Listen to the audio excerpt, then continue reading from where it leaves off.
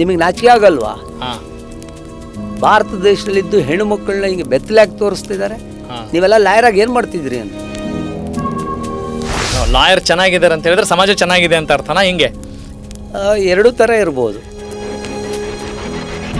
ಅದ್ಯಾವುದೋ ಮುಕ್ತ ಬಂದಿರ್ಬೋದು, ಮುಕ್ತ ಅಂತ ಇರ್ಬೋದು, ಇನ್ನೊಂದೇನೋ ಸೀನ್ಗಳೆಲ್ಲ ಬಂದಿದೆ. TN ಸೀತಾರಾಮ್ ಅವ್ರು ಇವತ್ತು ಅದನ್ನೇ ನಿಜ, ಯಾವುದೋ ಕೋರ್ಟ್ ಹೀಗೆ ನಡೆಯುತ್ತೆ ಅಂತ ತಿಳ್ಕೊಬಿಟ್ಟಿರ್ತಾರೆ. ಹೆಣ್ಣು ಕೊಡೋ ಮಾವ ಬಂದು ಕೇಳ್ತಾನೆ ಏನು ಮಾಡ್ತಿದ್ದಿ ಅಂತ. ವಕೀಲಿಕೆ ಮಾಡ್ತೀನಿ. ಹೌದು, ಜೀವನಕ್ಕೆ ಏನು ಮಾಡ್ತಿದ್ಯಾ ಅಂತ ಕೇಳ್ತಾನೆ. ವಕೀಲಿಕೆ ಸರಿ, ಕರೆಕ್ಟು. ಜೀವನಕ್ಕೆ ಏನು ಮಾಡ್ತಿದ್ಯಾ ಅಂತ ಕೇಳ್ತಾರೆ. RCBಗಿಂತ ಹೆಚ್ಚಿಗೆ ಹೇಳಬೇಕು ಅಂದರೆ ಇಲ್ಲೇ ರಾಜಕೀಯ ಮುಖಂಡರು ತಗೊಂಡ್ರಲ್ಲ ನಿರ್ಧಾರ. ಓಕೆ, ವಿಧಾನಸೌಧ ಮೆಟ್ಟಿಲಲ್ಲಿ ಅವ್ರಿಗೆ ನಾವು ಸನ್ಮಾನ ಮಾಡ್ತೀವಿ. ಏನು ಒಲಿಂಪಿಕಲ್ಲಿ ಗೆದ್ದು ಬಂದಿದ್ರ? ಭಾರತ ರತ್ನ ಸಿಕ್ಕಿತ್ತ ಇವ್ರಿಗೆ? It is A game of the finance ರೀ. ಅಲ್ಲಿ ಇವರು ಯಾರೋ ಆಟಗಾರನ ಹರಾಜು ಹಾಕಿದೋ. ಹಿಂದೆ ನೀವು ನೋಡಿರ್ಬೋದು, ಬ್ರಿಟಿಷ್ ಟೈಮಲ್ಲಿ ಆಫ್ರಿಕಾದಿಂದ ಕರ್ಕೊಬಂದು ಸ್ಲೇವ್ಸ್ನ ಹರಾಜು ಹಾಕ್ತಿದ್ರಲ್ಲ, ಅದಕ್ಕೂ ಇದಕ್ಕೂ ಏನು ಡಿಫರೆನ್ಸ್ ಇಲ್ಲ. ಅಂದರೆ ನೀವು ಪೇಮೆಂಟ್ ಕೊಟ್ಟು ಪೇಮೆಂಟ್ ತಗೊಂಡು ಒಂದು ವ್ಯವಸ್ಥೆಯಲ್ಲಿ ನೀವು ಆ ಸ್ಥಾನಕ್ಕೆ ಬಂದು ಕೂತಿದ್ದೀರಿ. ಅಂದರೆ ನಿಮ್ಮ ಪ್ರಕಾರ ಪೊಲೀಸ್ ಸ್ಟೇಷನ್ ಬಿಸ್ನೆಸ್ ಸೆಂಟರ್ಸಾ? ಹೌದು, I can say it directly. ಅವ್ರಿಗೂ ನನಗೂ ಯಾವುದೇ ಕನೆಕ್ಷನ್ ಇಲ್ಲ. ದಯವಿಟ್ಟು ಅರ್ಥ ಮಾಡ್ಕೊಬಿಡಿ. ಮಳೆಗಾಲದಲ್ಲಿ ನೀರು ದಾಟಿ ಬರೋಕ್ಕಾಗಲ್ಲ ಆ ಶಾಲೆಗೆ. ಹೌದಾ? ಆ MLA ಏನು ಕತೆ ಕಾಯ್ತಾ ಇರ್ತಾನೆ? ಎಷ್ಟು ವರ್ಷಗಳಿಂದ ಇರ್ತದೆ. ಅಲ್ಲಿ ಕೆಳಗಡೆ ಜಡ್ಜಿನ ಕೆಳಗಡೆ ಒಬ್ಬ ಕೂತಿರ್ತಾನಲ್ಲ, ಆ ಪೇಪರೆಲ್ಲ ತೆಗೆದುಕೊಡೋನು. ಹಾಂ, ಅವನು ಹಂಗೆ ಬಾಯಿ ತುಂಬ ಹಾಕ್ಕೊಂಡಿರ್ತಾನೆ. ಅದು ನೀವು ಹೇಳ್ತಿರಲ್ಲ, ಅದೇನೆಂದು ಪಾನು ಎಲ್ಲ ಹಿಂಗೆ ಅಲ್ಲೇ ಸೈಡಲ್ಲೇ ಪಿಚಕ್ಕಂತ ಉಗಿತಿರ್ತಾನೆ. ಒಂದು FIR ಹಿಂಗೆ ಹೋಗಿ ನಾನು ಒಂದು ಕಂಪ್ಲೇಂಟ್ ಕೊಟ್ಟ ತಕ್ಷಣ FIRನ ಅವರು ಬಾ ಕೂತ್ಕೋ FIR ಹಾಕ್ತೀನಿ ಅಂತ ಹೇಳೋದೇನಾದರೂ ಇದ್ದು ಬಿಟ್ರೆ ನಾಳೆ ಬೆಳಗ್ಗೆಯಿಂದ ನಾನು ಪ್ರಾಕ್ಟೀಸ್ ಬಿಟ್ಬಿಡ್ತೀನಿ. ಪೊಲೀಸ್ ಸ್ಟೇಷನ್ಗಳು ಸಹ ಇಲ್ಲಿ ಅದಕ್ಕೆ ನೀವು ಸೌತ್ಗೆ ನೀವು ನಾರ್ತನ ಕಂಪೇರೇ ಮಾಡಬೇಡಿ. That is I can say it very confidently. ಆದರೆ ಲಾಯರು ಕೆಲವೊಂದು ಸಂದರ್ಭದಲ್ಲಿ ಬ್ಯಾಂಕ್ ಅವ್ರಿಗೆ ಬೇಡ, ಪೊಲೀಸರಿಗೆ ಬೇಡ, ಮನೆ ಬಾಡಿಗೆ ಕೊಡೋಕೆ ಬೇಡ, ಹೆಣ್ಣು ಕೊಡ್ಬೇಕಾದ್ರೆ ಬೇಡ. ಈ ಒಂದು ಸುಪ್ರೀಂ ಕೋರ್ಟ್ ಜಡ್ಜ್ಮೆಂಟ್ ಇದ್ದು ABC ಮಾಡಬೇಕು, ಆ ನಾಯಿಗಳನ್ನ ಆ್ಯಂಟಿ ಬರ್ತ್ ಕಂಟ್ರೋಲ್ ಮಾಡಿ ವ್ಯಾಕ್ಸಿನೇಷನ್ ಮಾಡಿ ಅದನ್ನು ಎಲ್ಲಿ ಜೀವನ ಮಾಡ್ತಿತ್ತು ಅಲ್ಲೇ ಬಿಡಬೇಕು ಅಂತ ಕಾನೂನು ಇದ್ದರೂ ಸಹ ಮಂಡ್ಯದವರು ಟೆಂಡರ್ ಕರೆದುಬಿಟ್ಟು ಈ ನಾಯಿಗಳನ್ನ ಸಾಯಿಸಬೇಕು ಅಂತ ಹೇಳ್ಬಿಟ್ಟು ಅವ್ನು ಯಾರೋ ಒಬ್ಬ ಇದ್ರ ಕಡೆ ಅವ್ನು ನಾಗಮಂಗಲದವ್ನು ಬಂದು ಕುತ್ತಿಗೆಗೆ ಹಗ್ಗ ಹಾಕಿ ಅದನ್ನು ಹಿಂಗೆ ಕಾಲಲ್ಲಿ ಒತ್ತಿ ಸಾಯಿಸ್ತಿದ್ದ. ಆ ಫೋಟೋಸ್ ಇದೆ ನನ್ನ ಹತ್ರ ಇವತ್ತು. ಆಮೇಲೆ ಆಯ್ತಲ್ಲ, ಇದು ಯಾಕೋ ಸರಿಯಾಗಲ್ಲ ಅಂತೇಳ್ಬಿಟ್ಟು ನಾನು ಅಲ್ಲಿಯ ಲೋಕಲ್ ಒಬ್ಬ ಪುಡಾರಿ ಹಿಡಿದು, ಅಣ್ಣ ಹಿಂಗೆ ಆಗ್ಬಿಟ್ಟಿದ್ದೆ ಅಂತ. ನಾನು ಮಾಡ್ತೀನಿ ಬರ್ರಿ ಸರ್, ನನಗೆ ಗೊತ್ತು ಬರ್ರಿ ಸರ್, ನಾನೆಲ್ಲ ಮಾಡ್ತೀನಿ. ಏನು ಸರ್ ವಕೀಲರಿಗೆ ನೀವು ಅಷ್ಟು ಗೊತ್ತಾಗಲಿಲ್ವಾ? ಅದೇನಪ್ಪ, ಒಂದು 50,000 ಕೊಡಿ ಸರ್. ಓಕೆ, ಇಟ್ ಈಸ್ ಮೈ 100% ಟ್ರೂತಲ್ಲಿ ನಾನು ಹೇಳ್ತೀನಿ. ನಾನು ಏನು ಹೇಳ್ತೀನಿ ಅದಕ್ಕೆ ನಾನು ಬದ್ಧನಾಗಿದ್ದೀನಿ. ಅವ್ರು ಏನು ಬೇಕಾದ್ರೂ ಹೇಳ್ಬೋದು. ಹೊರಗಡೆ ಸುತ್ತಮುತ್ತ ಎಲ್ಲ ಸ್ಟೇಟ್ಗಳಲ್ಲೂ ಅಲ್ಲಿಯ ಗೌರ್ಮೆಂಟ್ ಬಸ್ಗಳಲ್ಲಿ ಓಡಾಡಿ ಬಂದ ಮೇಲೆ ಅಪ್ಪ ನಮ್ಮ KSRTC ಬಸ್ ಎಷ್ಟು ಚೆನ್ನಾಗೈತೆ ಕಣ್ರಿ, ಆವಾಗ ಉದ್ಗಾರ ತೆಗಿತೀವಿ. ಯಾವಾಗಲೂ ಒಂದು ಟೈಮಲ್ಲಿ ಸರಿಯಾಗಿ ಟ್ರೀಟ್ಮೆಂಟ್ ಇಲ್ದೇ ಅದು ಸತ್ತೋಯ್ತು ಅಂತ ಗೊತ್ತಾಯಿತು. ಎಷ್ಟು 18 ಬಾರಿನೋ 17 ಬಾರಿನೇನೋ ಅಂಬಾರಿ ಹೊತ್ತಂಥದ್ದು. ಅಕ್ಕಪಕ್ಕದ ಇದು ವೆಟನರಿ ಡಾಕ್ಟ್ರು ತಕ್ಷಣ ಓಡೋಗ್ಬೇಕು. ನಾಗರೊಳಗೆ ಹುಣಸೂರಿಂದ ಹೋಗಬೇಕು, ನಮ್ಮ ದುಬಾರೆಗೆ ಕುಶಾಲನಗರ ಅಥವಾ ಮಡಿಕೇರಿಯಿಂದ ಓಡೋಗ್ಬೇಕು. ಅರ್ಥ ಮಾಡ್ಕೊಳ್ಳಿ. ಅದಕ್ಕೆ ನೋವಾಗಿದ್ದನ್ನು ಅದು ಬಾಯ್ಬಿಟ್ಟು ಹೇಳಲಿಕ್ಕಾಗುತ್ತಾ? ಇಲ್ಲೀಗ ಒಂದು ಸರ್ಕಾರ ಇದೆ, ಆ ಸರ್ಕಾರ ತೆಗೆದುಕೊಂಡ ದುಡುಕಿನ ನಿರ್ಧಾರಕ್ಕೆ ಇವತ್ತು ನಾವು ಪೊಲೀಸ್ನ ಬೈಬೇಕಾಗುತ್ತೆ. ಅಮೃತೇಶ್, ಜಯನಗರ T ಬ್ಲಾಕ್ ನೋಡಿಲ್ವಾ ನೀನು ಅಂತ? ಇಲ್ಲ ನಾನು ಏನು ಅಲ್ಲಿ ಆ ರೋಡಲ್ಲೇ ಕಸ ಹಾಕಿರ್ತಾರೆ, ಹಾಗೆ ನೀನೊಂದು ಸಾರ್ವಜನಿಕ ಹಿತಾಸಕ್ತಿ ಹಾಕಬೇಕು. ನಿಮಗೆ ಹೇಳ್ತಾರೆ? ಹಾಂ, ನನಗೆ ಹೇಳ್ತಾರೆ. ಅಡ ನೀನು ಯಾಕೆ ಮಾಡೋಕ್ಕಾಗಲ್ಲ? ಅಲ್ಲ, ನೀನು ಅದನ್ನೇ ಮಾಡ್ತಿರ್ತೀಯಲ್ಲ. ನಾವು complaint box. To be an activist is to speak more. To be an advocate is to listen more. Society can't move forward without both.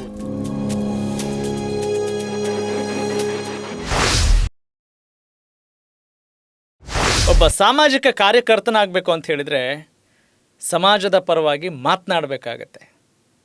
ಅದೇ ಒಬ್ಬ ವಕೀಲನಾಗಬೇಕು ಅಂತ ಹೇಳಿದರೆ ಸಮಸ್ಯೆಗಳನ್ನು ಜಾಸ್ತಿ ಕೇಳಿಸ್ಕೊಳ್ಬೇಕಾಗತ್ತೆ. ಇವೆರಡೂ ಇಲ್ಲದೆ ಸಮಾಜ ಮುಂದುವರಿಯೋಕ್ಕೆ ಸಾಧ್ಯ ಇಲ್ಲ ಅನ್ನುವ ಒಂದು ನಾಣ್ಣುಡಿ ಇವತ್ತು ನನಗೆ ನೆನಪಾಗ್ತಾ ಇದೆ. ಕಾರಣ ಇಷ್ಟೇ, ಸಾರ್ವಜನಿಕ ಹಿತಾಸಕ್ತಿಯ ಯಾವುದೇ ಅರ್ಜಿ ಇರಲಿ ನನಗೆ ಫೋನ್ ಮಾಡಿ, ಸಹೋದರಿಯರೇ ಹೆದರಬೇಡಿ ನಾನಿದ್ದೇನೆ, ಹೀಗೆ ಭರವಸೆಗಳ ಮಾತುಗಳನ್ನಾಡ್ತಾ ಸಮಾಜದ ಹಿತ ಕಾಯುವ, ಆತ್ಮವಿಶ್ವಾಸ ಹೆಚ್ಚಿಸುವ ಒಂದು ಕಾಯಕವನ್ನು ತಮ್ಮದಾಗಿಸಿಕೊಂಡು ಸಮಾಜ ಸೇವೆ ಅಂತೀರೋ ಅಥವಾ ಅವ್ರ ಬದುಕು ಅಂತೀರೋ ಅದನ್ನು ನೀವು ಡಿಸೈಡ್ ಮಾಡಿ. ಹೌದು, ಅವ್ರ ಜೊತೆ ಮಾತನಾಡೋಣ. ಹಾಗೆಯೇ ಈ ಸಮಾಜದ ಹಿತರಕ್ಷಣೆಗೆ ನಮ್ಮ ಜವಾಬ್ದಾರಿ ಏನು, ನಾವು ಅನುಭವಿಸ್ತಾ ಇರುವಂಥ ಸವಾಲುಗಳೇನು, ಒಂದು ಚೆಕ್ ಬೌನ್ಸ್ ಕೇಸ್ ಆದರೆ ಏನು ಮಾಡಬೇಕು, ಪೊಲೀಸ್ ಠಾಣೆ ಮೆಟ್ಲೆ ಇರಿದಾಗ ಪೊಲೀಸರು ಸರಿಯಾಗಿ ಸ್ಪಂದಿಸದೇ ಇದ್ದಾಗ ಆ ದೂರಿಗೆ ಏನು ಮಾಡಬೇಕು ಗೊತ್ತಿರೋಲ್ಲ. ನಾವು ತಿಳಿದುಕೊಳ್ಳಲೇಬೇಕಾದಂಥ ಸಾಮಾನ್ಯ ಕಾನೂನಿನ ನಿಯಮಗಳಾದರೂ ಯಾವುದು, ಹೀಗೆ 10 ಹಲವು ವಿಚಾರಗಳಲ್ಲಿ ಪ್ರಶ್ನೆ ಮಾಡ್ತಾ ನಾವು ಇವತ್ತಿನ ಕಾರ್ಯಕ್ರಮವನ್ನು ಆರಂಭಿಸೋಣ. ಖ್ಯಾತ ಆಕ್ಟಿವಿಸ್ಟ್ ಆ್ಯಂಡ್ ಅಡ್ವೊಕೇಟ್, ಹಾಗೆಯೇ ಹೈಕೋರ್ಟ್ನಲ್ಲಿ ಈಗಾಗಲೇ ಕಳೆದ 35 ವರ್ಷಗಳಿಂದ ತಮ್ಮ ಸೇವೆಯನ್ನು ಸಲ್ಲಿಸ್ತಾ ಬಂದಿರುವಂಥ ವಕೀಲರು ಆಗಿರುವಂಥ, ಸಾಮಾಜಿಕ ಕಾರ್ಯಕರ್ತರು ಆಗಿರುವಂಥ ಶ್ರೀಯುತ NP ಅಮೃತೇಶ್ ನಮ್ಮ ಜೊತೆಗಿದ್ದಾರೆ. ಸರ್ ನಮಸ್ಕಾರ. ನಮಸ್ಕಾರ. ಹೇಗಿದ್ದೀರಿ ಸರ್? ಫೈನ್ ಆಗಿದ್ದೀನಿ.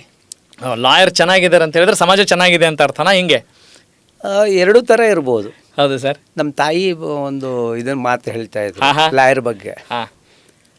ಅವ್ರು ನಮ್ಮದೆಲ್ಲ ಜಮೀನಿಂದು ಲ್ಯಾಂಡ್ ಟ್ರಿಬ್ಯುನಲ್ ಕೇಸ್ ನಡೀತಾ ಇತ್ತು. ಅವಾಗ ಅವ್ರು ಹೇಳ್ತಿದ್ರು ನಮ್ಮ ತಂದೆ ಜೊತೆ, ನಮ್ಮ ತಂದೆ ತಹಶೀಲ್ದಾರು, ಕೊನೆಗೆ AC ಆಗಿ ರಿಟೈರ್ಡ್ ಆದರು, ಎಲ್ಲ ಆಗಿರ್ಬೋದು. ಹೌದು. ನೀವು ಜಗಳ ರೆವೆನ್ಯೂ ಡಿಪಾರ್ಟ್ಮೆಂಟಲ್ಲಿ, ರೆವೆನ್ಯೂ ಡಿಪಾರ್ಟ್ಮೆಂಟ್ ನೀವು ಜಗಳ ಆಡ್ಕೊಂಡು ಆ ಲಾಯರ್ ಹೆಂಡತಿಗೆ ಸಿಲ್ಕ್ ಸೀರೆ ಉಡಿಸ್ತೀರಿ ಅಂತ. ಅಂದರೆ ವಕೀಲರಿಗೆ ದುಡ್ಡು ಕೊಟ್ಟು ಅವರ ಹೆಣ್ಮಕ್ಳಿಗೆ ಸಿಲ್ಕ್ ಸೀರೆ ಕೊಡಿಸ್ತೀರಿ, ನಮಗೆ ನೀವೇನಿಲ್ಲ ಒಂದು ಖಾದಿ ಸೀರೆನೋ ಯಾವುದೋ ಒಂದು ಜನತಾ ಸೀರೆನೋ ಕೊಡಿಸ್ತಿದ್ರಿ ಅಂತ. ಅಂದ್ರೆ ಅವತ್ತಿನ ಮಟ್ಟ ಹಾಗೆ, ಅದು ಮಾರ್ಮಿಕವಾಗಿ. ಅದನ್ನೇ ನೀವು ಇನ್ನೊಂದರ ಲೆಕ್ಕದಲ್ಲಿ ಭೂತಯ್ಯನ ಮಗ ಅಲ್ಲಿ ವಕೀಲರದ್ದು ಒಂದು ಪಾತ್ರ ಬರುತ್ತೆ. ಹೌದು ಹೌದು. ನೋಡಿ, ಅವತ್ತು ಒಬ್ಬ ವಕೀಲ ಅಂದರೆ ತಾಲೂಕು ಮಟ್ಟದಲ್ಲಿ ಆಗಲಿ ಡಿಸ್ಟಿಕ್ ಮಟ್ಟದಲ್ಲೇ ಆಗಲಿ ಆ ವಕೀಲ ಹೇಳಿದ ಮಾತು ಭಾಳಷ್ಟು ಸ್ಟೇಟಸ್ ಇತ್ತು, ಮತ್ತು ಅದಕ್ಕೊಂದು ಘನತೆ ಗಾಂಭೀರ್ಯತೆ ಇತ್ತು, ತೂಕ ಇತ್ತು. ಆಮೇಲೆ ಆವಾಗ ವಕೀಲರಿಗೆ ಈಗ ಬರೀ ಕರೆನ್ಸಿ PTM ಅದರಲ್ಲಿ ಮಾಡ್ತೀನಿ ಇದರಲ್ಲಿ ಮಾಡ್ತೀನಿ ಇತ್ತು, ಅಲ್ಲ, ಅದಕ್ಕಿಂತ ಹೆಚ್ಚಿನ ಬಾಂಧವ್ಯ ಆಗಿತ್ತು ವಕೀಲ ಮತ್ತು ಕಕ್ಷಿದಾರನ ಬಾಂಧವ್ಯ. ಅವನು ಬರುವಾಗ ಒಂದಷ್ಟು ಕುಂಬಳಕಾಯಿ, ತರಕಾರಿ, ಬೆಣ್ಣೆ ಸ್ವಾಮಿದು ನಮ್ಮ ಮನೆದು ಅಂತ ಹೇಳೋದು. ನಾನು ಇದನ್ನ ಮಾಗಡಿಲಿ ನೋಡಿದ್ದೆ. ಒಬ್ಬ ಒಂದು ಕೇಸ್ಗೆ ಹೋಗ್ತಾ ಇದ್ದೆ, ಪಾಪ ಭಾಳ ಬಡವ, ಅವನು ಫೀಸ್ ಕೊಡ್ತಿರ್ಲಿಲ್ಲ, ಆದರೂ ನಾವು ಹೋಗ್ತಿದ್ದೆ. ಯಾಕೋ ಒಂದು ಕೆಲಸ ಮಾಡೋಣ. ಏನು ಸರ್, ಏನು ಮಾತಾಡ್ತೀರಾ ಸರ್? ಫೀಸ್ ಕೊಡ್ತಿರ್ಲಿಲ್ಲ, ಹೋಗ್ತಾ ಇದ್ದಿಲ್ಲ, ಏನು ಸರ್ ಹಂಗೆ? ಅದು ಯಾಕೆಂದ್ರೆ ಅವನ ಬಡತನ ನೋಡಿದ್ದೆ, ಬಂದಿಲ್ಲಿ ಹೇಳಿದ್ದು ನೋಡಿದ್ದೆ, ಆಗುತ್ತೆ ಕಣಯ್ಯ ಅಂತ ಹೇಳಿದ್ದೆ. ಹೋಗಿ ರಿಟರ್ನ್ ಬರಾಗ ಒಂದು ಸಣ್ಣ ಬ್ಯಾಗ್ ಕೊಡೋನು. ಏನಂದ್ರೆ ಕಡಲೆಕಾಯಿ ಇದೆ ಸರ್, ಇದು ನಮ್ಮದು. ನಿಮಗೆ ಅವನು 1 ಕೋಟಿ ದುಡ್ಡು ಕೊಡೋದಕ್ಕಿಂತಲೇ ಹೆಚ್ಚಿಗೆ ಕಡಲೆಕಾಯಿ ಕೊಡ್ತಾನಲ್ಲ, ಅದ್ರ ಮೇಲೆ ನಿಮ್ಮ ಇದನ್ನು ಅಳಿಬೇಕು. ಓಕೆ. ಅಲ್ಲ ಸರ್, ನೀವು ಎಲ್ಲರೂ ದುಡ್ಡಿನ ಹಿಂದೆ ಬಿದ್ದರೆ, ಎಲ್ಲರೂ ಆ ಕಡೆನೇ ಬಿದ್ದು ಬಿಟ್ರೆ, ಈ ಕೆಳಭಾಗದಲ್ಲಿ ತುಳಿತಕ್ಕೊಳಗಾದವ್ರನ್ನ ನೀವು ಯಾರು ನೋಡೋರು? ಅಲ್ಲ, ಅಂಬರೀಶ್ ಅವರಿಗೆ ಆಸೆಗಳಿಲ್ವಾ? ಜೀವನ ಇಲ್ವಾ? ಸಂಸಾರ ಇಲ್ವಾ? ನೀವು ಎಲ್ಲ ಇದೆ. ಹಿಂಗೆ ಮತ್ತೆ ಸಂತರ ತರ ಮಾತಾಡಿದ್ರೆ ಹೆಂಗ್ ಜೀವನ ನಡೆಯುತ್ತೆ ಅಂತ ಒಂದಿಷ್ಟು ಪ್ರಶ್ನೆಗಳು ಬರುತ್ತವ. ಹೌದು, ಬರ್ತವೆ 100%. ಆದ್ರೆ ಹೆಂಗೆ ಸರ್ ಅದು ಲಾಯರ್ ಹಿಂಗೆ ಹೇಳ್ತಾರೆ ನೋಡಿ, ವೇದ ಸುಳ್ಳಾಗ್ಬೋದು, ಗಾದೆ ಸುಳ್ಳಾಗಲ್ಲ. ಹಾಸಿಗೆ ಇದ್ದಷ್ಟು ಕಾಲು ಚಾಚು ಅಂತ ಒಂದು ಇದೆ. ನಾನು ಅದಕ್ಕೆ ಫರ್ಮ್ ಆಗಿ ನಿಂತು ಬಿಟ್ಟಿದ್ದೀನಿ. ಹಾಸಿಗೆ ಇದ್ದಷ್ಟು ಕಾಲು ಚಾಚು ಅಂದರೆ ನಿನ್ನ ಜೋಬಲ್ಲಿ 100 ರೂಪಾಯಿ ಇದ್ರೆ 80 ರೂಪಾಯಿವರೆಗೂ ಖರ್ಚು ಮಾಡಿ, ಇನ್ನು 20 ರೂಪಾಯಿ ನಾಳೆಗೆ ಇಟ್ಕೋ ಅಂತ. ಆದರೆ ನಮ್ಮಲ್ಲಿಯೂ ಭಾಳಷ್ಟು ಜನ ಇದ್ದಾರೆ, ಇವತ್ತು ಜೋಬಲ್ಲಿ 100 ರೂಪಾಯಿ ಇದೆ ಅಂದರೆ 500-1000ವರೆಗೂ ಸಾಲ ಮಾಡಾದರೂ ಒಂದು ಹಾಡಿದೆ, ತುಪ್ಪ ತಿನ್ನು ಅಂತ. ಆ ಥರ ಆಗಬಾರ್ದು. ಯಾಕೆ ಇದನ್ನು ಹೇಳ್ತೀನಿ ಅಂದರೆ, ನೀವು ನಿಮ್ಮ ಜೀವನದಲ್ಲಿ ಒಂದು ಫ್ರೇಮ್ ವರ್ಕ್ ಹಾಕೋಬೇಕು, 4 ಚೌಕಟ್ಟಿನೊಳಗೆ. ರೋಟಿ ಕಪಡ ಅವ್ರ ಮಕಾನ್, ಅದು ಹೇಗಿದೆ ಅಂತ ಹೇಳೋದನ್ನ ನೀವು ಅರ್ಥ ಮಾಡ್ಕೊಂಡ್ರೆ ನಿಮಗೆ ರಾತ್ರಿ ನೆಮ್ಮದಿಯ ನಿದ್ರೆ ಬರ್ತದೆ. ಹೌದಾ? Correct sir. ಈಗ ಈ ಯಾವ ವಿಚಾರ ನಮ್ಮ ಜನರಿಗೆ ಗೊತ್ತಿಲ್ಲ ಅಂದ್ಕೊಂಡಿದ್ದೀರಿ? ಈಗ ನೀವು ಹೇಳಿದಂಥ ಎಲ್ಲ ಮೌಲ್ಯಗಳು ಕೂಡ ಯಾವ್ರಿಗೆ ಗೊತ್ತಿಲ್ಲ ಅಂತನಾ? ಗೊತ್ತಿದೆ. ಯಾರಿಗೆ ಗೊತ್ತಿಲ್ಲ? ವಿದ್ಯಾರ್ಥಿಗಳಿಗೆ ಗೊತ್ತಿಲ್ವಾ? ಪೋಷಕರಿಗೆ ಗೊತ್ತಿಲ್ವಾ? ಅಥವಾ ನಮ್ಮ ನಾಳುವಂಥ ನಾಯಕರಿಗೆ ಗೊತ್ತಿಲ್ವಾ? ಅಥವಾ ಯಾರಿಗೆ ಗೊತ್ತಿಲ್ಲ? ಎಲ್ಲರಿಗೂ ಗೊತ್ತಿದೆ. ಆದರೂ ಕೂಡ ನಾವು ಇವತ್ತು ಸಮಾಜ ಸರಿ ಇಲ್ಲ ಅನ್ನೋ ಒಂದು ಭಾವನೆಗೆ ಬಂದ್ಬಿಟ್ಟಿದ್ದೇವಲ್ಲ. ಏನು, what is the root cause? ಮೂಲ ಕಾರಣ ಏನು ಅಂತ ಭಾವಿಸ್ತೀರಿ ತಾವು? ಇದು ವ್ಯವಸ್ಥೆ. ವ್ಯವಸ್ಥೆ ಬಗ್ಗೆ ಹೆಂಗೆ ಇದು? ಅಲ್ಲ, ಈಗ ನೀವು ಎಲ್ಲರಿಗೂ ಗೊತ್ತಿದೆ ಅಂತ ಹೇಳಿದ್ಮೇಲೆ ಹೌದು, ಹಾಗಾದ್ರೆ ನಾವೆಲ್ಲ ಸೇರ್ಕೊಂಡು ಒಂದು ದೊಡ್ಡ ನಾಟಕ ಆಡ್ತಾ ಇದ್ದೀವಿ. ಹೌದಾ? ನಮ್ಮಲ್ಲೂ ಒಂದು ನಿಮ್ಗೆ ಹೇಳ್ಬಿಡ್ತೀನಿ, ಅದನ್ನ ಸ್ವಲ್ಪ ಅಗ್ರೆಸಿವ್ ಅಂತ. ನಾಟಕದವರಿಗೆ ಅಪಮಾನ ಅಲ್ಲ. ಅಲ್ಲ, ನಾಟಕದಲ್ಲ ನಾನು ಹೇಳ್ತಾ ಇರೋದು. ಅಂದ್ರೆ ಒಬ್ಬೊಬ್ರು ಒಂದೊಂದು ಪಾತ್ರನ ಹೇಗೆ ಮಾಡ್ತಾರೆ ಅಂತ. ಒಬ್ರು ಸೀನಿಯರ್ ಮನೆಗೆ ಹೋದೆ, ಭಾಳ ದೊಡ್ಡ ಸೀನಿಯರ್ ಕೌನ್ಸಿಲ್ ಅಂತ ಅಪಾಯಿಂಟ್ ಆಗಿರೋರು. ಅವ್ರ ಹಿಂದ್ಗಡೆ ಒಂದು ಬ್ರಿಟಿಷ್ದು ಒಂದು ಅದಕ್ಕೇನಂತಾರೆ ವ್ಯಂಗ್ಯಚಿತ್ರ, ಕ್ಯಾರಿಕೇಚರ್, ದೊಡ್ಡ ಫೋಟೋ ಇತ್ತು. ಆ ಫೋಟೋದಲ್ಲಿ ಏನಂದ್ರೆ ಒಂದು ದೊಡ್ಡ ಹಸು, ಆ ಹಸುದು ಮುಂಭಾಗದಲ್ಲಿ ಆ ಕೊಂಬನ್ನು ಒಬ್ಬ ಹಿಡ್ಕೊಂಡು ಎಳಿತಾ ಇದ್ದಾನೆ, ಹಿಂದ್ಗಡೆ ಒಬ್ಬ ಬಾಲ ಹಿಡ್ಕೊಂಡು ಎಳಿತಾ ಇದ್ದಾನೆ. ಹಸುವಿನ ಕೆಚ್ಚಲಲ್ಲಿ ಒಂದು ಬಕೆಟ್ ಇಟ್ಕೊಂಡು ಹಾಲು ಕರಿತಾ ಇದ್ದಾನೆ ಒಬ್ಬ. ಹಿಂದ್ಗಡೆ ಆ ಹಸುನ ಆ ಕಡೆ ಬದಿಯಲ್ಲಿ ಕೂತ್ಕೊಂಡು ಅವನು ಒಬ್ಬ ಕೈ ಹಿಂಗೆ ಅಂತ ಇರ್ತಾನೆ. ನಾನು ಏನು ಸರ್ ಇದು ಅಂದೆ. ಸರಿಯಾಗಿ ನೋಡೋ ಅಂದರು. ನೋಡು, ಈ ಕಡೆದು ಪ್ಲೇಂಟಿಫು ಕೊಂಬು ಹಿಡ್ಕೊಂಡಿರೋನು ಪಕ್ಷಗಾರ, ಆ ಕಡೆವನು ವಿರೋಧ ಪಕ್ಷದವನು ನನ್ನ ಪರವಾಗಿ ಆಗಬೇಕು ಅಂತ ಎಳಿತಿದ್ದಾನೆ. ಅವನು ಆ ಕಡೆ ನನ್ನ ಪರವಾಗಿ ಆಗಬೇಕು ಅಂತ ಎಳಿತಿದ್ದಾನೆ. ಹಿಂದ್ಗಡೆ ಜಡ್ಜು ಅವನು ಕೆಳಗಡೆ ಹಾಲು ಕರ್ಕತ್ತಿದ್ದಾನಲ್ಲ ವಕೀಲ್, ಹಂಗೆ ಕರ್ಕೋ ಅಂತ ಅವನೇ ಅಂತ. ಇದು ಇದು ಅಂದ್ರೆ ಎಲ್ಲರೂ ಸಿನಾರಿಯೋ ಮತ್ತು ವಾಸ್ತವ ಅಂತ ವಾಸ್ತವ ಅಂದ್ರೆ ನಾವು ಇವತ್ತೇನ್ ಮಾಡ್ತಾ ಇದ್ದೀವಿ, ವಾಸ್ತವ ಹೀಗಿದೆ ಅಂತ ಹೇಳಿ ಅದಕ್ಕೆ ಯಾವುದೇ ಸೊಲ್ಯೂಷನ್ ನ ಕಂಡುಕೊಳ್ಳದೆ, ಪರಿಹಾರವನ್ನ ಕಂಡುಕೊಳ್ಳದೆ ನಾವು ಅದರಲ್ಲೇ ಮಜೆ ಕಡಿತಾ ಇದ್ದೀವಿ. ಒಂದು ನಮ್ಮಲ್ಲಿ ತೌಡ್ ಕುಟ್ಟ ಕೆಲಸ ಮಾಡ್ತಾನೆ ನೋಡಿ ಇವನು ಅಂತಾರೆ. ಹಾಗಿದೆ.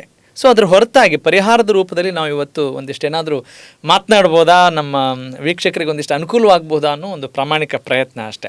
ಈಗ ನೀವು ಹೇಳ್ತಾ ಇದ್ರಿ, ಅಥವಾ ಸಮಾಜದಲ್ಲಿರುವಂಥ ಒಂದು ಕಾಮನ್ ಟಾಕ್, ವ್ಯವಸ್ಥೆ ಸರಿ ಇಲ್ಲ ಅಂದರೆ ನನ್ನನ್ನು ನಾನು ಸರಿ ಮಾಡ್ಕೊಳ್ಳೋಕೆ ನಾವು ನೋಡಿಕೊಳ್ಳದೆ ಬರೀ ನಾವು ಬೇರೆಯವ್ರು ಸರಿ ಇಲ್ಲ ಅನ್ನೋದಕ್ಕೆ ಮಾತ್ರ ನಾವು ಬೆರಳು ತೋರಿಸೋ ಒಂದು ವಿದ್ಯೆಯಲ್ಲಿ ನಿಪುಣರಾಗ್ಬಿಟ್ಟಿದ್ದೀವಿ. ಪೊಲೀಸ್ ವ್ಯವಸ್ಥೆ ಸರಿ ಇಲ್ಲ ಅಂತೀವಿ, ರಾಜಕೀಯ ವ್ಯವಸ್ಥೆ ಸರಿ ಇಲ್ಲ ಅಂತೀವಿ, ಪತ್ರಿಕಾ ರಂಗ ಸರಿ ಇಲ್ಲ ಅಂತೀವಿ. ನಿಮಗೆ ಬಂದಂಥ ಬಿರುದುಗಳೇನು ಅಥವಾ ಅವಮಾನಗಳೇನು? ಅಡ್ವೊಕೇಟ್ಸ್ನ ಹೇಗೆ ನೋಡ್ತಾರೆ? ನ್ಯಾಯಾಂಗ ವ್ಯವಸ್ಥೆನ ಹೇಗೆ ನೋಡ್ತಾರೆ? ನಿಮ್ಮ ಅನುಭವದಲ್ಲಿ ಪ್ರಾಮಾಣಿಕ ಅನುಭವವನ್ನು ಶೇರ್ ಮಾಡ್ಬೋದಾ?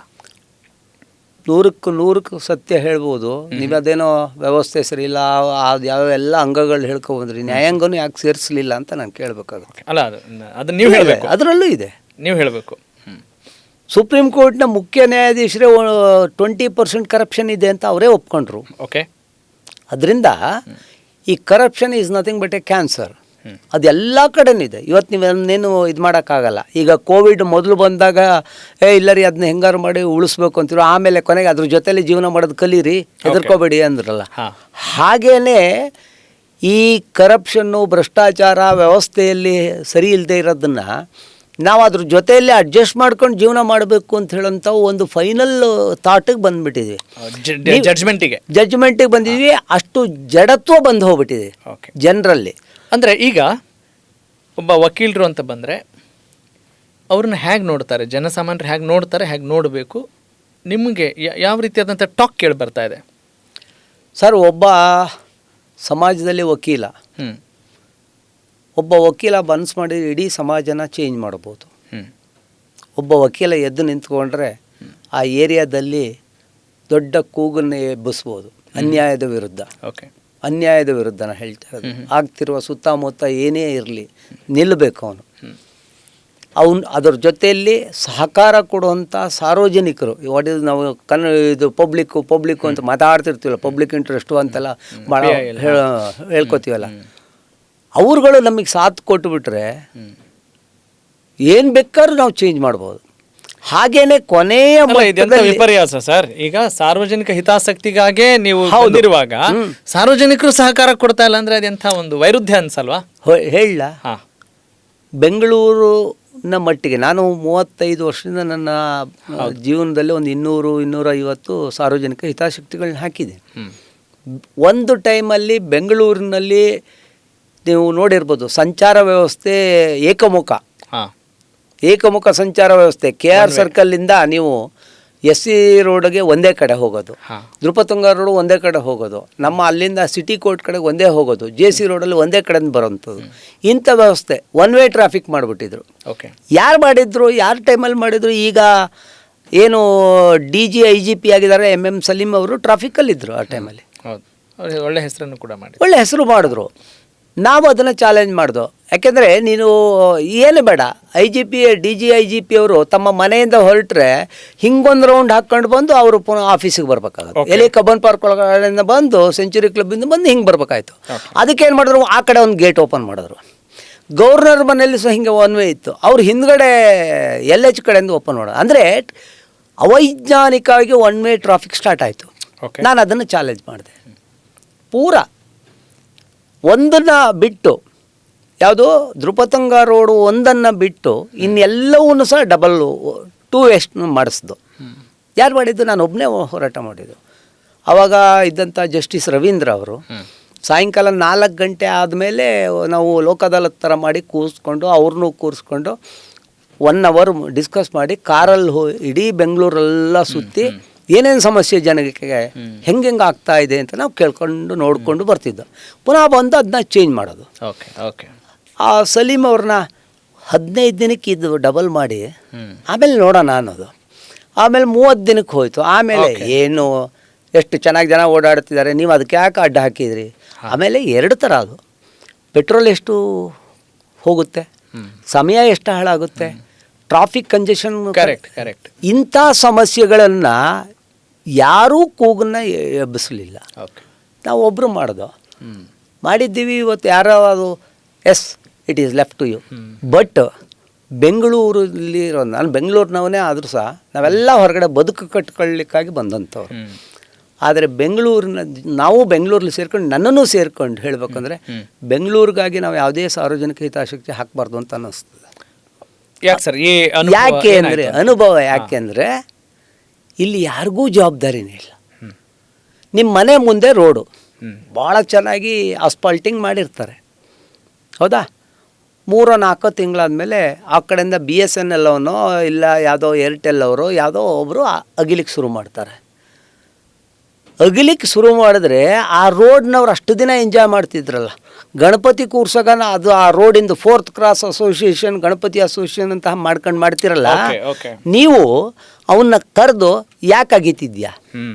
3 ತಿಂಗಳಿಂದೇ ಆಗಿದೆ, ನಿನಗೆ ಗೊತ್ತಿರಲಿಲ್ವಾ? ನೀನು ಯಾರು ಲೈಸೆನ್ಸ್ ಕೊಟ್ಟಿದ್ದು, ಏನು ಎಂತು ಯಾರಾದರೂ ಕೇಳ್ತಾರ? ಇವತ್ತು ಯಾರೂ ಕೇಳೋದಿಲ್ಲ. ಯಾಕೆ ಇದನ್ನು ಕೇಳೋದಿಲ್ಲ ಅಂತ ಹೇಳಿದ್ರೆ ಹೇಳ್ತೀನಿ. ಅವ್ರು ಏನು ಕೇಳ್ತಾರೆ ಗೊತ್ತಾ? ಅವನು ಅಗಿಯೋನ ಹತ್ರ ಹೋಗ್ಬಿಟ್ಟು, ಅಣ್ಣ ಅಗಿಯಾಗ ನಂದು 2 ವೀಲರ್ ಮನೆಯಿಂದ ಹೊರಗಡೆ ತೆಗಿಯೋಕ್ಕೆ ಒಂಚೂರು ಜಾಗ ಬಿಟ್ಬಿಟ್ಟು ಹತ್ಕೊಂಡು ಹೋಗು ಅಂತಾರೆ. ಇಷ್ಟು ಬೇಜವಾಬ್ದಾರಿ ನಮ್ಮ ಜನಕ್ಕಿರ್ಬೇಕಾದ್ರೆ ನಾನು ಒಂಥರ ಕಂಪ್ಲೇಂಟ್ ಬಾಕ್ಸ್ ಇದ್ದಂಗೆ. ಸ್ವಹಿತಾಸಕ್ತಿ ತಾಂಡವವಾಡ್ತಾ ಇರುವಾಗ ಸಾರ್ವಜನಿಕ ಹಿತಾಸಕ್ತಿ ಏನು ಕೆಲಸ ಮಾಡುತ್ತೆ ಅಂತ. ಅಲ್ಲ, ನನಗೆ ಯಾಕೆ ಅಷ್ಟು ಬೇಜಾರಾಗತ್ತಂದರೆ ನಾನು ಇರೋದು ಬಸವೇಶ್ವರ ನಗರ, ಮಲ್ಲೇಶ್ವರಂ. ನಮ್ಮ ಲಾಯರ್ಸ್ಗಳೇ, ನಮ್ಮ ಸಹೋದ್ಯೋಗಿಗಳು ಬರ್ತಾರೆ, ಅಮೃತೇಶ್ ಜಯನಗರ T ಬ್ಲಾಕ್ ನೋಡಿಲ್ವಾ ನೀನು ಅಂತ. ಇಲ್ಲ ನಾನು ಏನು ಅಲ್ಲಿ ಆ ರೋಡಲ್ಲೇ ಕಸ ಹಾಕಿರ್ತಾರೆ, ಹಾಗೆ ನೀನೊಂದು ಸಾರ್ವಜನಿಕ ಹಿತಾಸಕ್ತಿ ಹಾಕಬೇಕು ನಿಮಗೆ ಹೇಳ್ತಾರೆ. ನನಗೆ ಹೇಳ್ತಾರೆ, ಅಡ ನೀನು ಯಾಕೆ ಮಾಡೋಕ್ಕಾಗಲ್ಲ? ಅಲ್ಲ, ನೀನು ಅದನ್ನೇ ಮಾಡ್ತಿರ್ತೀಯಲ್ಲ. ನಾವು ಕಂಪ್ಲೇಂಟ್ ಬಾಕ್ಸ್ ಅಂದರೆ ಈ ಬೆಂಗಳೂರು ನಗರದಲ್ಲಿ ಇದೆ, ಕೆಲವೊಂದು ಜಾಗಗಳನ್ನ ಬಿಟ್ಟು ಹೋರಾಟ ಮಾಡೋರು ಇದ್ದಾರೆ, ಎಲ್ಲ ಮಾಡ್ತಾರೆ. ಇಲ್ಲಿ ನಿಮಗೊಂದು ಹಣೆ ಪಟ್ಟಿ ಇದೆ, ಅದು ಪ್ಲಸ್ಸಾ ಮೈನಸ್ಸಾ ನಿಮಗೆ? ಅದು ನಾನು ಪ್ಲಸ್ ಅಂತಲೇ ತಗೋತೀನಿ. ಮೈನಸ್ ತಗೊಂಡ್ರು ಸಹ ನನಗೇನು ಇದಿಲ್ಲ. ಅಲ್ಲ, ಎಲ್ಲರೂ ಮಾಡ್ತಾರೆ ಸಾರ್ವಜನಿಕ ಹಿತಾಸಕ್ತಿ ಅಂತ ಅಮೃತೇಶ್ ಮಾಡ್ತಾರೆ ಅನ್ನೋ, ಅದು ನಿಮ್ಮ ಜವಾಬ್ದಾರಿನ ಬರ್ಡನ್ನ ಅಂತ?